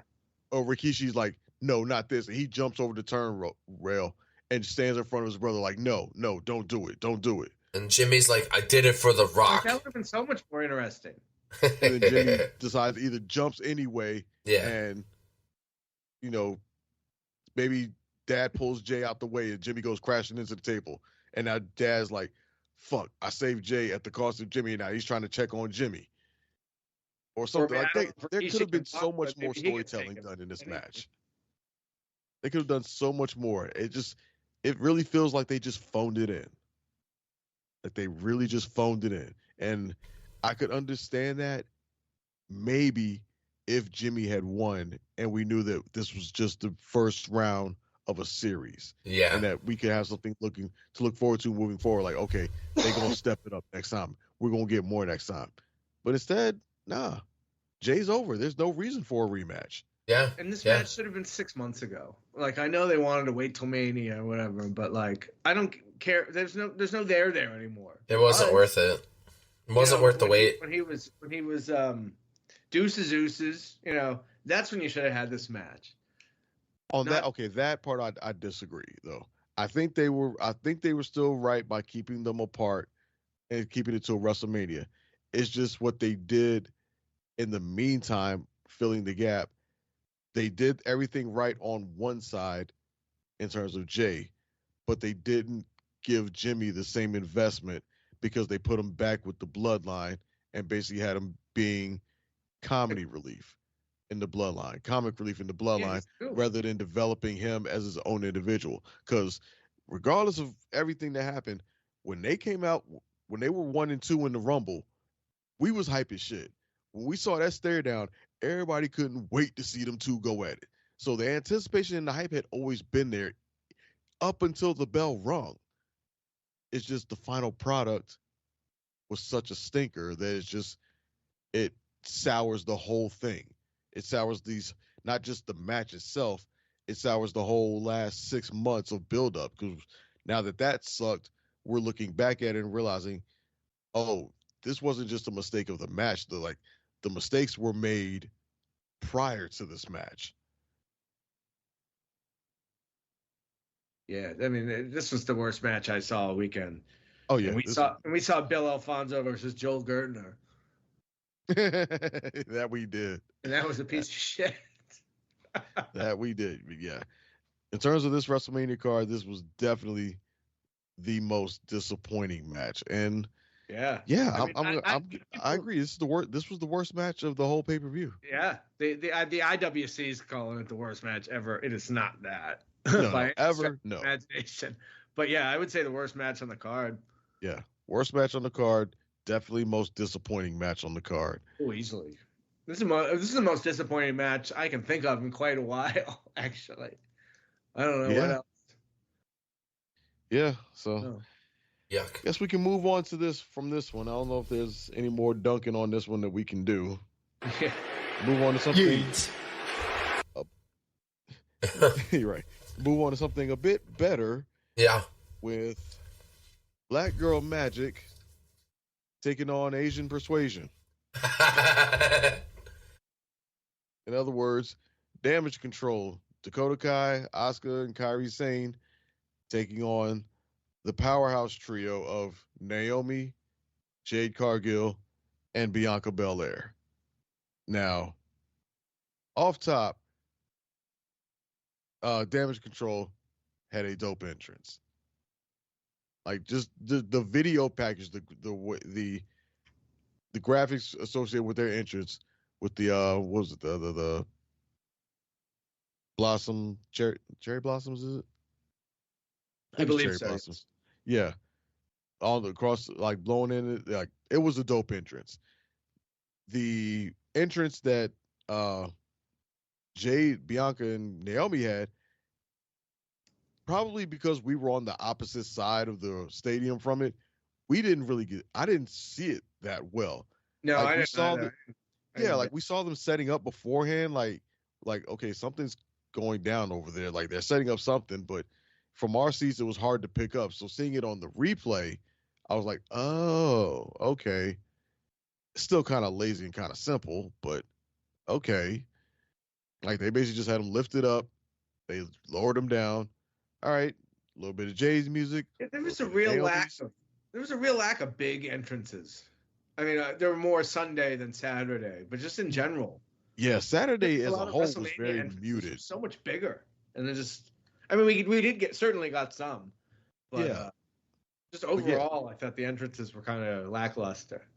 Yeah. As a whole, Saturday just felt very muted compared to Sunday, just as a whole.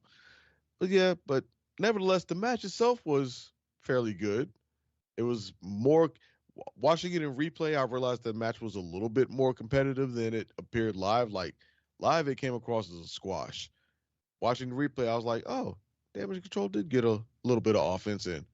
Still was more or less a glorified squash, like a gentleman's sweep, more or less. But the match was at least better in the replay than watching it live. It was good. Naomi had some good moments of offense. Bianca went out there and practically soloed the group for a little while. Yeah. Jade came in there and made it short and sweet. Beast, finisher, donezo. So good match. Nothing special or extraordinary, but good enough match. But regardless, I am still here for the three of these women, and I hope that they keep them together for all of 2024. And by all of them, I mean Jade, Bianca, and Naomi. They need to be a faction or a clique or something. Whether you give them a name, whether they go by Big Three or whatever, they need to stay together for all of this year, and I want to see them dominate all of this year.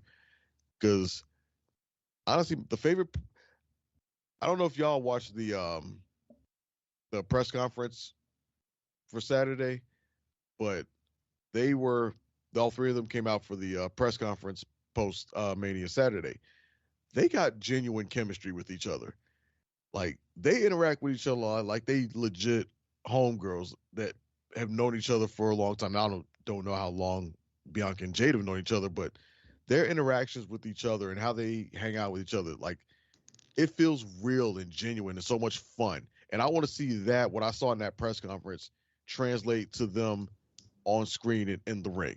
If they can make that happen and let that be like their dynamic throughout the year before the inevitable breakup, but that could be their dynamic throughout the year, that will be phenomenal. And I will love every second of it because I loved seeing them in that press. I almost loved the press conference with them three more than the match itself. Like that's how enjoyable it was watching them just interact with each other. Like I said, it was dope.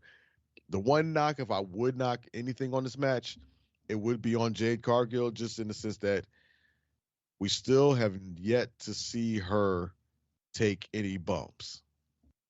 Everything we've seen from her so far has just been come in and squash and dominate.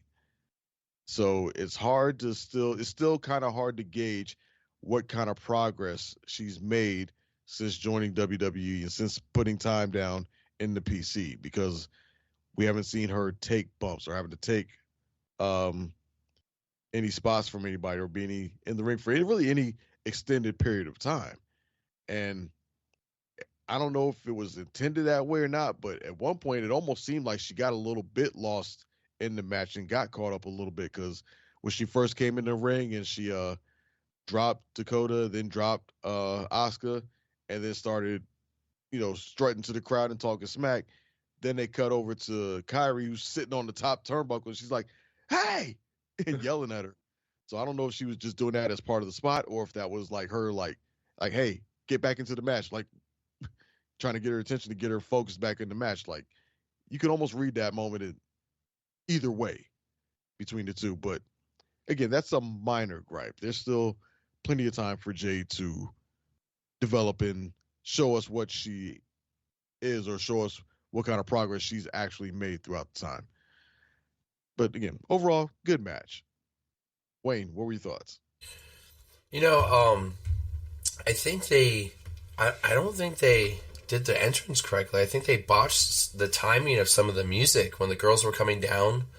And it kind of sucked because like their music was like our music. It's like 30 seconds, not even. So we were getting like little tiny bits of entrance. Because I love Jade Cargill's like new entrance the way they have it. So I was kind of hoping to see that on its own in a WrestleMania scale. They kept her pretty protected in this match. Like you said, she hasn't taken any bumps yet. This was definitely a squash match of sorts, which is kind of weird seeing that happen to Damage Control, considering they've been dominating, the past couple months, and they're holding on to the women's tag titles. So now I hope, now that they were squashed so damn easily, it's like, okay, girls, go get those tag titles. Like I said before, like I want this team to stay together long after WrestleMania. So I hope this is a new stable. Let's get the tag titles. Let's one of you bring over a women's title, or if we get a mid-card women's title like in NXT, like, yeah, let's get that. But like, I want to see these girls stay together. I kind of don't know what's going to happen to Damage Control now that Becky's gone. Are they just going to continue with Dakota Kai and the other three? Who knows at this point? But overall, I did enjoy this match, even though it was one of the shortest matches on the card. But it was kind of nice seeing them like just literally dominate them, especially after Damage Control has been dominating the entire year. So, but yeah, I enjoyed it.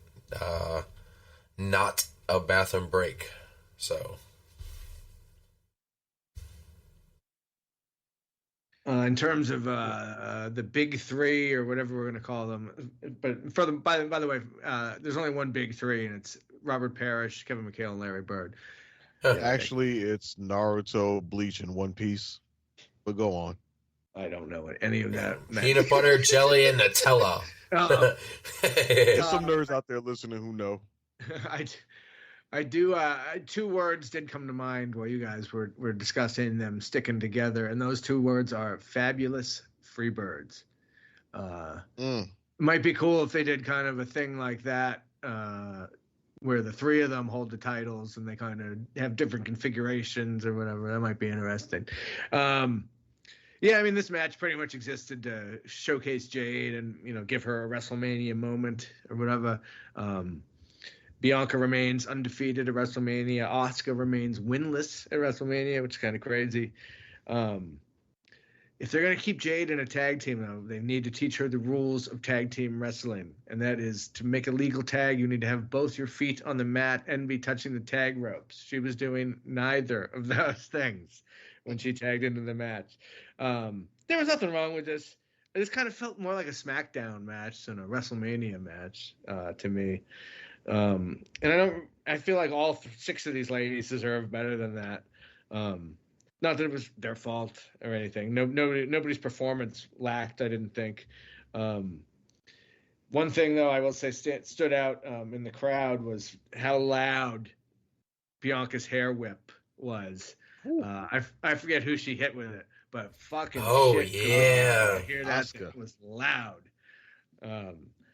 And that was kind of cool to see, especially because, several days before that, we were in a nice auditorium listening to her talk, and she was, just as nice as could be, everything you'd expect, and then some, just a fucking awesome fucking person. And it's funny to see her in that setting, and then back here, where she's aggressive and kicking ass and whatever. Yeah, I mean, her. I've said it before. Her and Becky are my favorite. 1 and 1A. So it was always cool to see her. But that whip, man, was that loud. Yeah, it almost made me wonder, like, if there was some sort of sound effects going on in there, because the way that motherfucker resonated in that damn stadium was like, shit.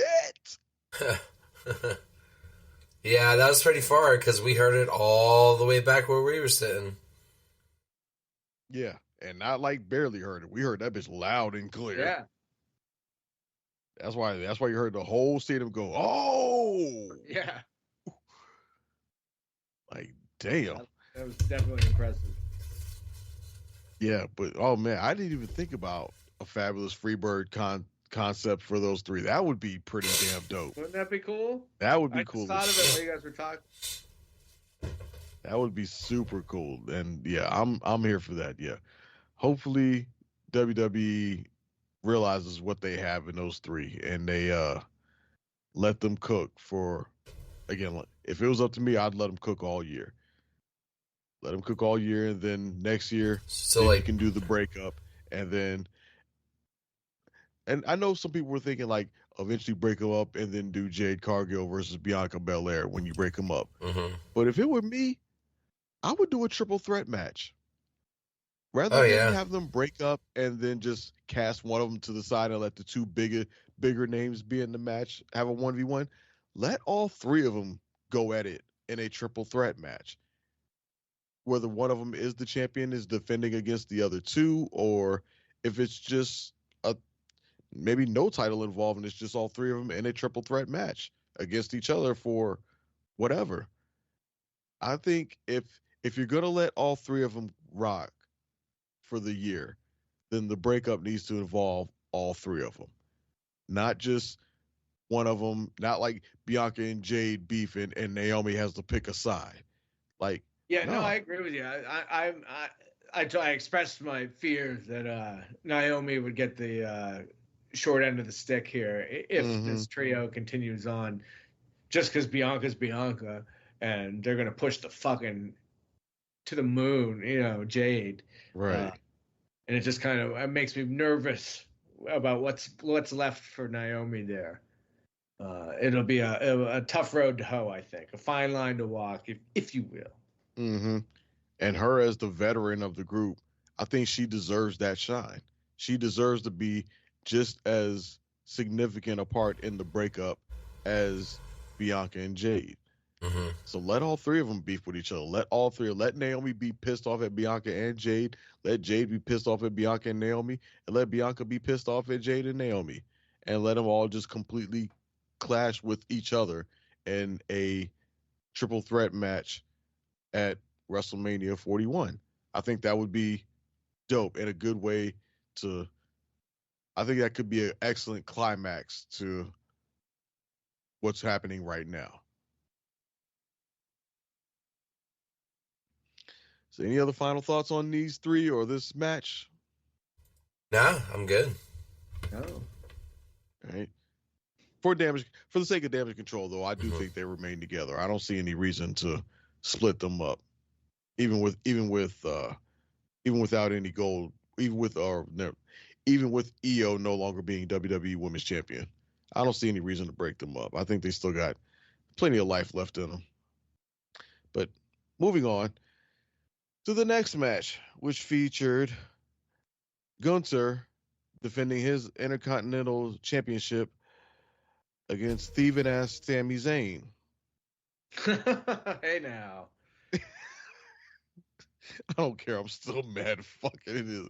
Oh man, the heat. Gable. I'm still mad about it. Yeah, that was the next match, which started off with a really excellent production. Something that we couldn't appreciate watching live, but watching on the replay, you could absolutely appreciate that phenomenal continuous shot of Sami Zayn in the back, getting ready for the match, speaking with his wife and kid, saying his goodbyes to them before making his way to the ring, and then encountering Chad. And Chad be like, "All right, let's go." Like, no, you've got this.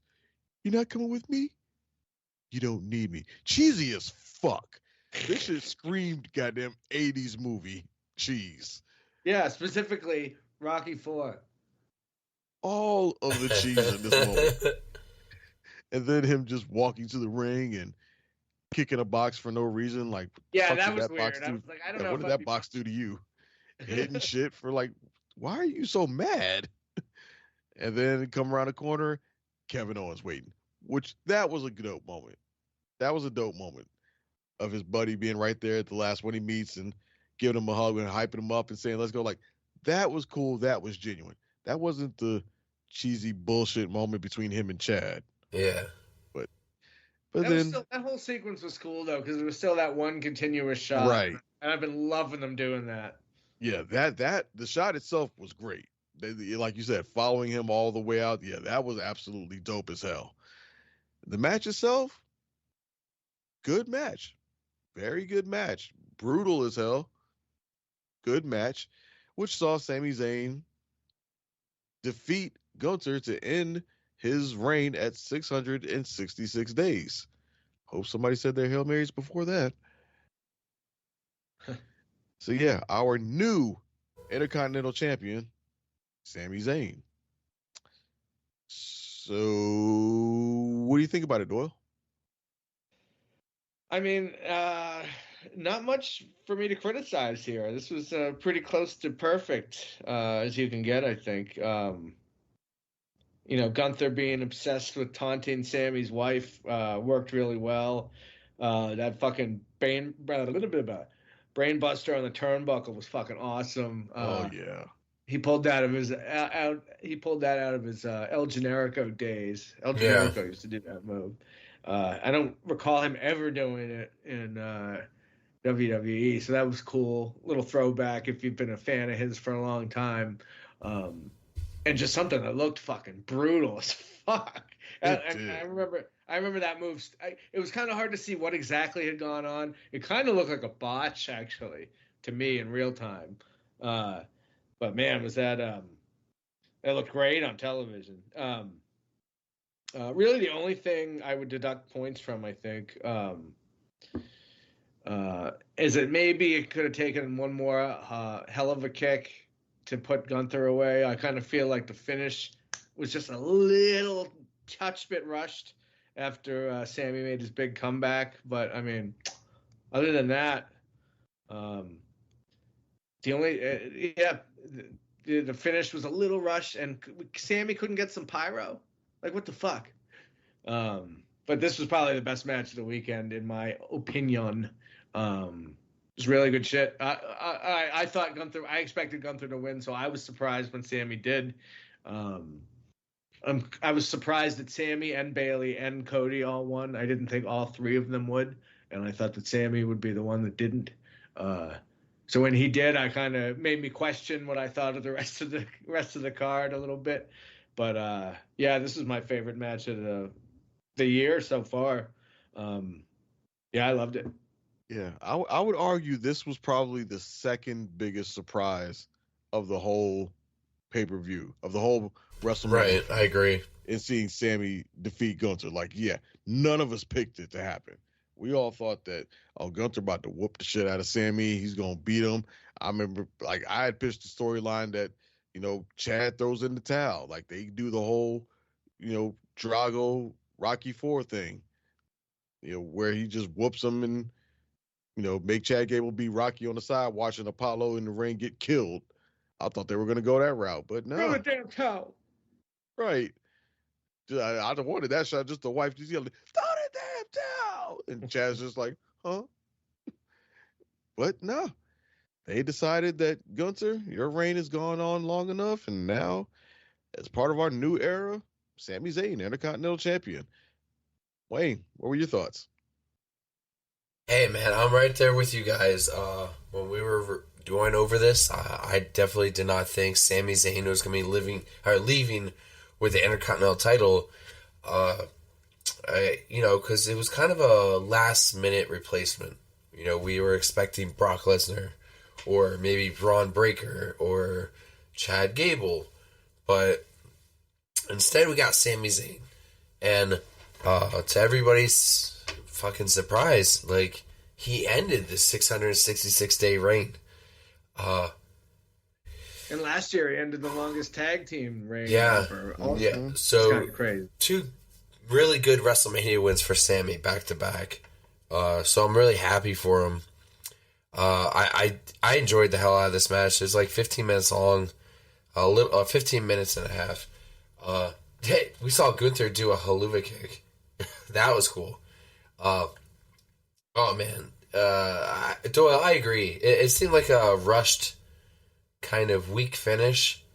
You know, considering all the attempts to put Gunther away, the lengths that people have gone to put him away, and what he has kicked out from. So I was kind of expecting... Yeah, Sammy made his comeback, and it was over. Yeah. Seconds. Yeah, that's what I mean. Like, he had his Hulk Hogan moment. He did. He hulked up. He zaned up. But yeah, like when if that's what you want to call flopping around on the fucking ring, like dude, what is that? What is that? Like, Jesus Christ, Sammy. Yeah, dude. Like I convulsions on the ring. I can't say that I wanted this match to go longer. I just wish it had a better ending to it. You know, now I know for sure Gunther, especially after the draft. I think after the draft, we'll see Gunther start heading for a heavyweight title of some kind, whether it's the WWE or the world title. I think his days of chasing the IC title are gone. I think he's moving on to bigger and better things. Eventually. Eventually. Give it time. He earned, if he wants to take like a month off, he has earned it. I think I'd be perfectly fine with that. Good placing. An early prediction now. Yeah, go for it. SummerSlam. Excuse me. Cody Rhodes versus Gunther. It's not a bad idea. If they don't ever bring Brock back, I think that's not a bad idea. But yeah, short of Brock Lesnar coming back, because I mean, at this point, there really isn't anything for Gunther to do but pursue the world title, right? But they're not going to do that. I don't see them doing that at any pay-per-view lesser than a Big Four pay-per-view. So the next one up would be SummerSlam, and they just got to buy time. They got that Berlin pay-per-view coming up. They could. Right after that. Yeah, they could go Clash at the Castle, which is in Berlin, but I think that's no. Clash of the Castle is something else. That's in Scotland, actually. Oh yes, in Scotland. So what's that Berlin? Berlin is it's a couple weeks after SummerSlam. Isn't SmackDown in France this weekend? What's that? Isn't SmackDown supposed to be in France this week? Or is that am I thinking Backlash? Not this week, I think. The week before, or the go-home show for Backlash, which is also Right. And they're actually going to do it in Saudi ahead of the King and Queen of the Ring, whenever that is coming up in Saudi. Yeah, for people who don't know, for the first time they're going to do SmackDown from Saudi. Yeah, for people who don't know, because I know they won't show it on TV, but whenever anything was advertised for Saudi, the crowd booed the shit out of it. Booed the living shit. So, if you're starting to believe that, WWE crowd loves the fact that they go to Saudi. No, we do not. We fucking hate it. We get shit. We get shit fantasy matches. We have to watch the pay-per-view at an odd fucking time. They're always meaningless feuds and matches that mean nothing afterwards. I hate anything they have to do over in Saudi. All that blood money. Well, yeah, that's the issue. It's not so much the time change. It's their leader is a murderer. That's kind of the problem. Ooh, yeah. Okay, you were right. Yeah, Bash in Berlin is right after SummerSlam. Right after SummerSlam. Yeah, like literally the same month is at the end of August, where SummerSlam's in the beginning. When is King and Queen of the Ring? Is that June? King and Queen of the Ring. Huh. The website I'm on doesn't show it, but obviously they clearly announced it. Yeah. It might be June, but kind of weird because Clash of the Castle is June 15th. And then Money in the Bank is July. So when the That's fuck? in May, the end of May. So it'll be Backlash, then King and Queen of the Ring. Wow. And what did you say is in June? Damn. Yo, I'm just looking at the next WWE doesn't have another PLE in the States until SummerSlam. Yeah, they did that last year. They were out. There was like 4 or 5 in a row last year, I believe. Yeah. Backlash is in France. Money in the Clash Bank is in London Clash is last in year. Scotland. In In Scotland. Canada this year. King of the Ring is Money in the Bank is in Canada. King of the Ring is in Saudi Arabia. And then SummerSlam's in Cleveland. And then right back overseas for Bash in Berlin. Yeah. And then I don't know if we know anything past that. I don't think we do. No, I don't see anything announced after Bash in Berlin.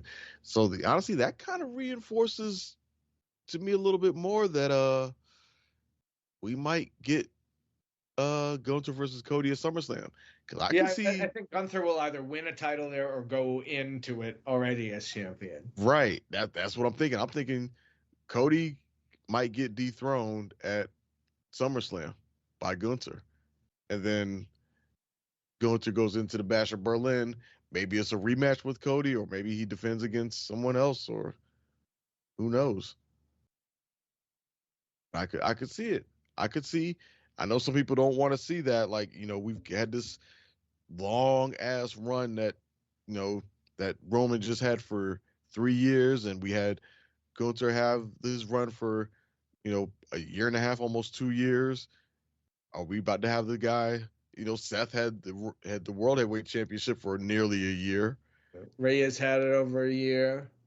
Yeah, Rhea's had the women her title reigns is a year now in the running. So yeah, are we about to have Cody just go for 6 months, or not even 6, April to August, for a 4-month run? Seems kind of shocking, but I wouldn't rule it out. No. All right. Any other thoughts on the Intercontinental match or the future of Sami Zayn or Gunther? Yeah, I'm ready for the main event.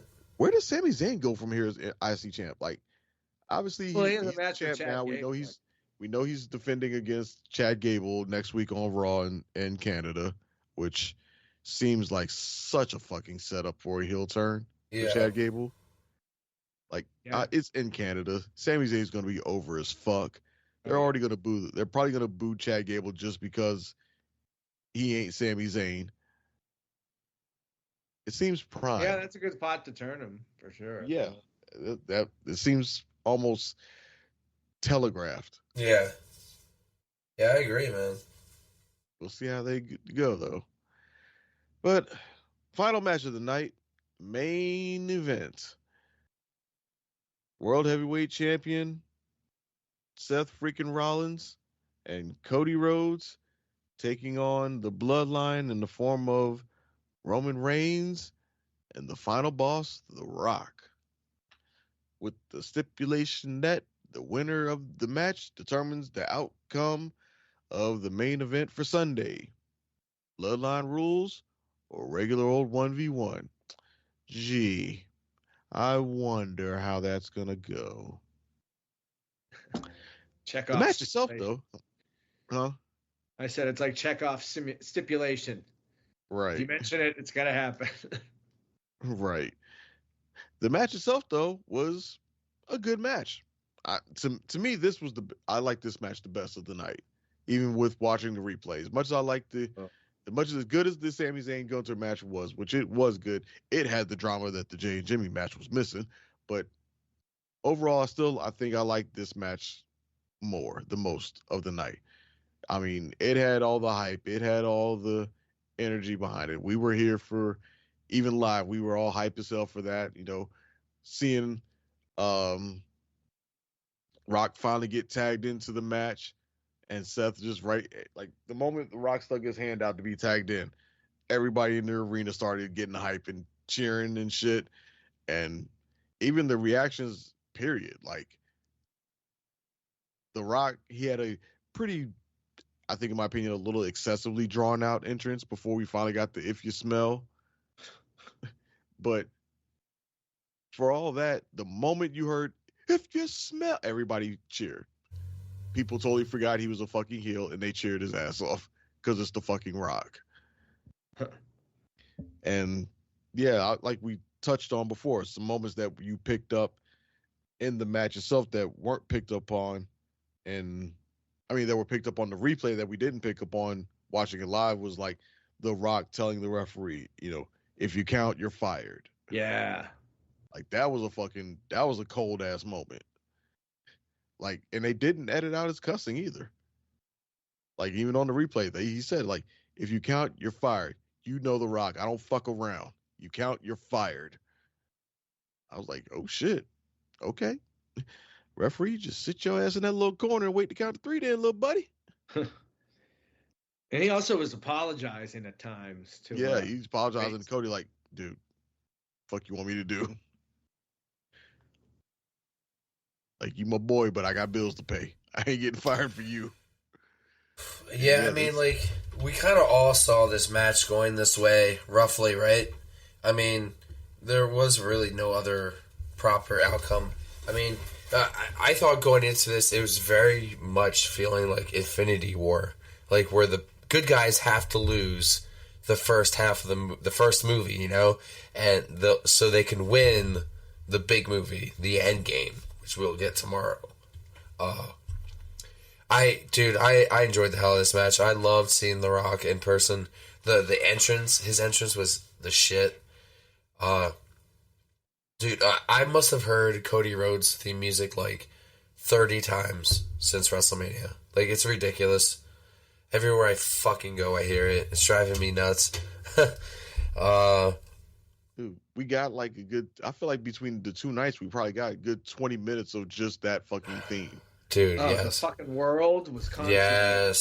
Yes, absolutely. But, yeah, dude, I enjoyed the shit out of this match. It's good to see The Rock go still at his age and to go well. I mean, it's not a singles match, it's a tag match, but, I'm so glad for him to be a part of it. There isn't many guys. Phone it in. No, there's definitely, I mean, think about it, guys. Like, there's not many people left from the Attitude Era who can still get in the ring and take bumps. He there's took not a fucking rock bottom through a table. Exactly. There's not many guys from that time period who can take bumps like he did. Is in a high caliber kind of match like that. I mean, dude, like, I went home, like, satisfied, happy. It was, I'll admit, like, seeing The Rock and Roman Reigns at that top of that ramp holding 2 titles. Even one was, like, from the Hall of Fame, but, like, still just that badass fucking image of them, holding those titles.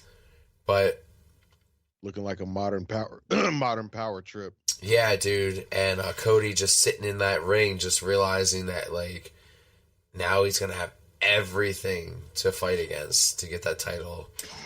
And, like, even Cole said, like, there is no title this year. Like, he even, like, oh, there's no way, there's no title this year. His chances are gone. I'm like, dude, Cole, chill out, dude. Like, have some faith, you fucker. But, no, 44 minutes, almost 45 minutes. Holy shit. I think that's mostly all entrances, to be honest. Because that's a long fucking match. Like, what was that? The longest match of both nights. The longest match of both nights. And yeah, you could probably attribute some of that to the entrances themselves. But I will say, watching it live, it didn't feel that long. Watching it replay, it felt that long. Well, it felt that long because it was that long. You guys are trying to include the replay, the entrances. That does not include the entrances. Between the recap video and the entrances, that was 25 minutes, and then the match after that was 45. over an hour for the whole segment. So that was the whole match. The whole match was 45 minutes. Wow. Yes. That's crazy. So the whole but from the minute the recap video started till the final bell was over an hour. So like the Rock's entrance I thought was cool, by the way. Oh yeah. And credit Flaming Brahma Bull, which again he looked way better than I thought he was gonna. But 45 minutes for this, I'm sorry. Like as a general rule, if you can cut 20 minutes out of a match, it's still about a half an hour long, and you would have missed absolutely nothing. The match is too long. You know, like the last 10 minutes of this were fucking awesome. Right when Roman hit Rock with that spear, which I assume we're gonna get a receipt for that someday. Squirrel that away in the back here of mine for however many months up to a year. After that, it was great. But like the first half hour was fucking useless. Like nothing happened. And we talked about The Rock threatening the ref, how we had no idea about it while we were watching it in real time. Yeah. I remember us going like, when did this become no DQ? What the fuck is going on? You know? I kind of had an idea. It might have played better live if they had Samantha Irvin like announce the match is now no DQ or whatever. You know, like I feel like Vince used to do that sometimes. When like the guy would get counted out to be no, it's not no count. Grab the mic and change shit on the fly. Yeah, like I thought that might have like, hindsight's 20/20. I thought that might have been a cool thing. Cody and Seth could have kept winning. You know, they count out The Rock, and The Rock goes, no, it's no count out now. They're like, okay, the match is restarted. It's no count. Oh, no, it's no DQ now. Or what, oh, you can't pin him in 3. It has to be 5. Now, whatever it is. Just keep changing the rules. I thought that would have played better than this did. Not that it was bad. Like I said, the last 10, 15 minutes was great. But it was just so much fucking bullshit before that. So, yeah, I think you could have pared this down a good amount. Get 15 minutes out of it. It's still half an hour. It's still a long time. And especially with the fucking crowd being frozen and it already been a long night, sometimes less is more. It seemed like they got that message for almost all the rest of the card. And then they just forgot it around 10 o'clock at night, I guess, or something. It was still good. It was great to see The Rock. I cannot say it again. He looked so much better than I thought he was gonna. I thought part of the reason they were doing a tag match because they wanted him in the ring, but they didn't want him to do much, and that turned out to be completely wrong. You can tell. You can tell he definitely put some work in. I think. Yeah, after the fact, you hear these stories about how he had a ring in L.A. and a ring in New York, and he was flying NXT people in. I guess Gallus, is that a tag team? I think they were training with him. So yeah, he really, but you have the luxury when you're not a full-time guy. And Logan Paul, I say the same thing about all the time. When you have the luxury to focus on one match for however many weeks or months, right, it's a lot easier than when you have to do it every night, or in Seth Rollins' case and Cody's case, twice in a row. Agreed, but I think it's also him being very self-aware as well. Like, I'm pretty sure he knew, or at the very least saw, how he came across on TV and some of these other appearances where he was just doing the bare minimum physicality and then getting on the mic and sounding completely winded. Yeah. I think he was aware, like I said, to himself that, okay, I damn sure got to get my conditioning up. And also just him being a veteran of the business. Like, he knows what it takes for this match. He knows what the expectation is of him. He knows he can't just go out there and be The Rock and phone it in. Oh yeah, for sure. All right, you guys do all the work, and I'll just come in, do some of my signature stuff, and that'll be good enough. Like, he knows he's it's the benefit of him coming from that old school training. Sure, and he's got more at stake now than he's ever had. Certainly, he's on the board now. I think what did they say? His stock bonus was worth $9.5 million or something for performing at WrestleMania. 9.4 million, which is a hell of a payday, right? But when you're putting 14 or 140,000 people in, seat every 18 inches, maybe you're worth that. Sure. And I think, and maybe I'm giving him a little too much credit, but I think his own pride was like, yeah, if I'm going to do a match, I'm not about to go out there and half-ass. Like, I'm going to make sure that I am at my best, especially when you're in the ring with, people the caliber of a Cody Rhodes and a Seth Rollins, or even if you're looking at your brother and you watch, not your brother, you're looking at your cousin Roman and you watch this motherfucker slim down and shit, and all of a sudden he got a 6-pack and pecs out of nowhere. It's like, because all that talk that people were having about Roman Reigns, like, oh, Roman Reigns looking small, Roman Reigns looking skinny, is his leukemia back? Is this, that, and third? Y'all can shut the whole fuck up, because Roman came out there flexing. Speaking of, McAfee just casually dropped that on commentary, said something about Roman is currently going through leukemia treatment or something. And then they didn't say a word about it. I haven't heard anything about, was that something he wasn't supposed to say? Yeah, did he say leukemia treatment, or did he say he was battling leukemia still? I think he said battling. I have it here. I have the audio clip. I'm gonna pull it up here in a second. You guys can just keep talking. The hell out of me. Yeah, because I picked up on that. I'm like, okay, is he just saying that because it's in remission? So technically, he's still battling it, even if it's in remission or what? But yeah, I'm just gonna try to $1 million when he came out. Roman looked fucking diesel. Let me try playing it off my phone. See if I can get it here. Hold on. James Delo from Gorilla Position. Hi, Roman. Congratulations on tonight. Pat McAfee on commentary tonight said you are currently suffering with leukemia. And I was wondering if you could clarify that. I know your health issues in the past, but can you build on what he was referring to there? Well, I'm still on oral chemotherapy. It's a medication that I'm going to have to remain on my entire life, most likely. So yeah, that's just a part of my personal battle. It doesn't affect, thank God, I'm still able to perform. I think anybody in my position would say health is wealth. And as long as I can continue to perform, then you already know that that's at bay. So we're good. We're still in remission. But it is something that is still a part of my life, yeah. That's hard. Right, well, that's good to hear. And that was Joe, not Roman Reigns, I think. Right. Yeah. Oh, yeah. It's good that you brought that up, because I remember I saved that clip today when I saw that. But yeah, so, good for him shedding light on that. And, part of him, probably part of his new look, maybe, just taking better care of himself to help him just be stronger in that fight. And that maybe he saw himself on TV and was like, man, I'm looking a little soft out there. Looking like I done got a little lax with it. All right, get back right with y'all for WrestleMania. I don't know. I just never thought that. I just thought he was, ever since he came back in general, he's been bigger. But I didn't think he slimmed down, and maybe I don't know, just didn't pay attention to it. Yeah, go back and watch some of them previous. Go back and watch them from the Rumble this year. Okay, yeah.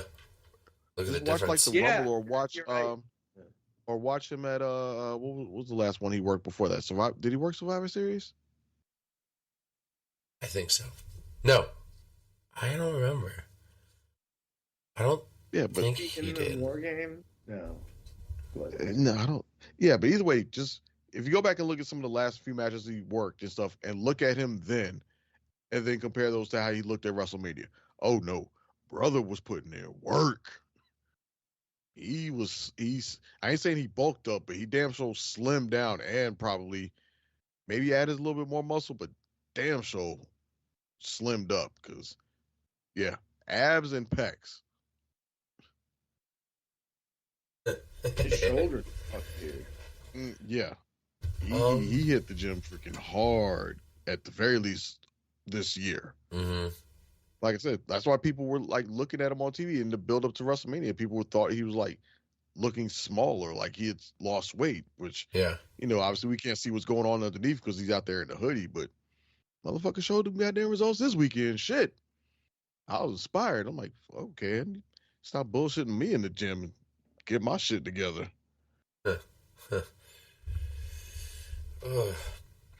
My voice. Any other final thoughts on the main event match? No, I'm pretty good. I think my voice has met its limit, and I think I'm pretty good, dude. Okay. So yeah, I guess that covers the gist of everything on match one, on night one. Night one. Again, compared to night two, this was very much seemed very muted compared to night two. Like not as much pyro this night. The matches were so to good with a couple of really good ones, and the crowd was just dubs. so much. It was so much cold at night one. The Yeah, crowd and the was weather more definitely subdued. affected the crowd. Yeah, Like, I'll say for I heard sure. people complain that the crowd sounded dead. Like y'all, like the crowd was dead. Like to us in the stadium, we thought we sounded great. Yeah, but we were definitely fucking cold. It was cold as shit. One thing I will say about the card as a whole, or the event as a whole, it was a lot more serious than WrestleManias usually are. There wasn't a whole lot of other bullshit. There was no wacky backstage segment or even wacky in-ring segment. There wasn't Pete Rose getting,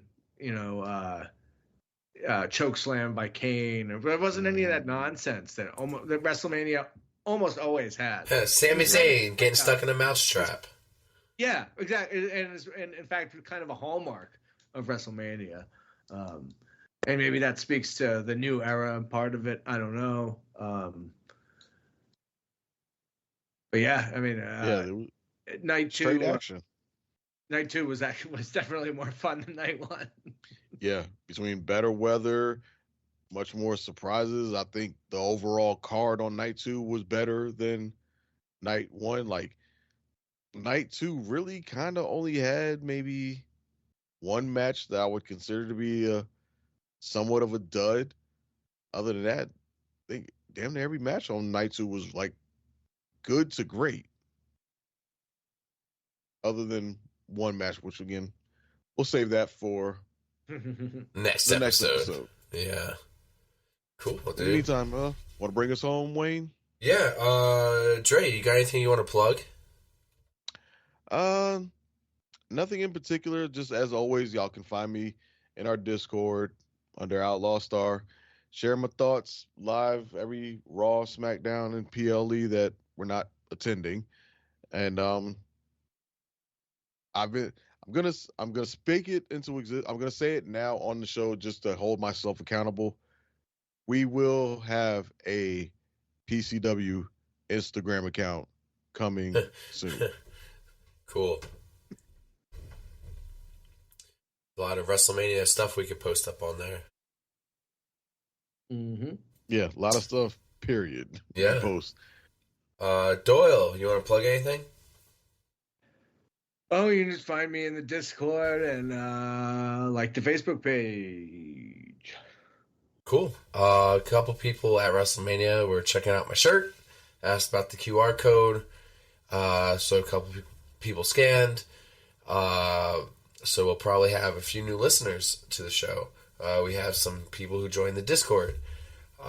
So if you're looking to join our Discord, just go to Podcast Championship Wrestling /podium.com. There you'll find, I'll put a link in our YouTube channel, wherever you're downloading this from, there'll be a link. But it has a link to our store on Pro Wrestling Tees if you want to get a PCW shirt. It also has a link to our Discord, a link to our Twitter, and the Facebook page that Doyle runs. So next episode we will cover WrestleMania Night 2. Hopefully my voice is better. We're going to give you guys a good week to rest. We'll do it next week. Take all weekend, listen to this episode, drag it out. We got a lot more content coming your way, and I guarantee it, and I promise you we will be having more guests on, interviews coming up soon. I just wanted to get basically WrestleMania season out of the way before I started another agenda of things. I didn't want to promise things and dates to people knowing that we had WrestleMania coming up. I was asked to be on CenaCast, and I was just like, it's going to have to wait till after WrestleMania. I'm busy. Just busy with shit. If you have any pictures when you were at WrestleMania you want to send to me to put into the... I'm going to do a YouTube video for us to put up on the YouTube channel. Just a bunch of pictures and videos from both nights, or if you were at Raw and you have some. Don't text them to me, or don't try to send them through Discord. It'll be easier, and you can send larger files if you just email it. So you're gonna email to semidrychicken@gmail.com. Just put under the subject, WrestleMania pictures. If you can, don't. I'll allow, because Doyle sent a couple extra, I'll allow up to 10 to 15. So, and the simple reason is because I don't want to be overwhelmed. I sent you over the limit, and none of them are from WrestleMania. Oh my God. Yeah, and Andrea has 400, and I was like, babe, 15. I took 3 pictures at WrestleMania. Yeah. I was because I got to take all these. I want to try to put this in a video. So I'm don't stress me out with 100 photos. So, but I'll get to it. It'll be here. If it drops a few days after the next episode, it does. But either way, it will be there. It will be up. So, with that said, let me try wooing here before I leave. Whoa. Damn it. Whoa. Fuck. It's not working. All right, next week. Gotta quit smoking. You are the world's dumbest son of a bitch. The fact that day in and day out, for almost 6 years, I have proved to everybody in the world that I am the best on this microphone, in that ring, even at commentary. Nobody can touch me. You are not ready for Oscar! Because the Street Profits are up, and we want the smoke. You're next! Talk about your songs, talk about John 3:16. Austin 3:16 says I just whipped your ass. Well, let me tell you something, brother.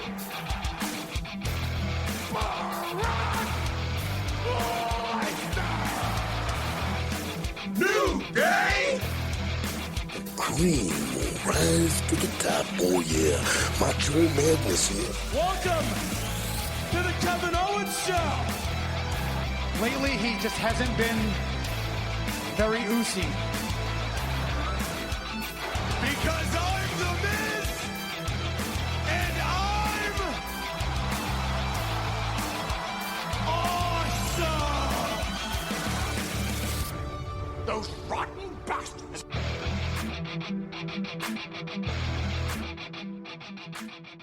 Bye-bye, bitch.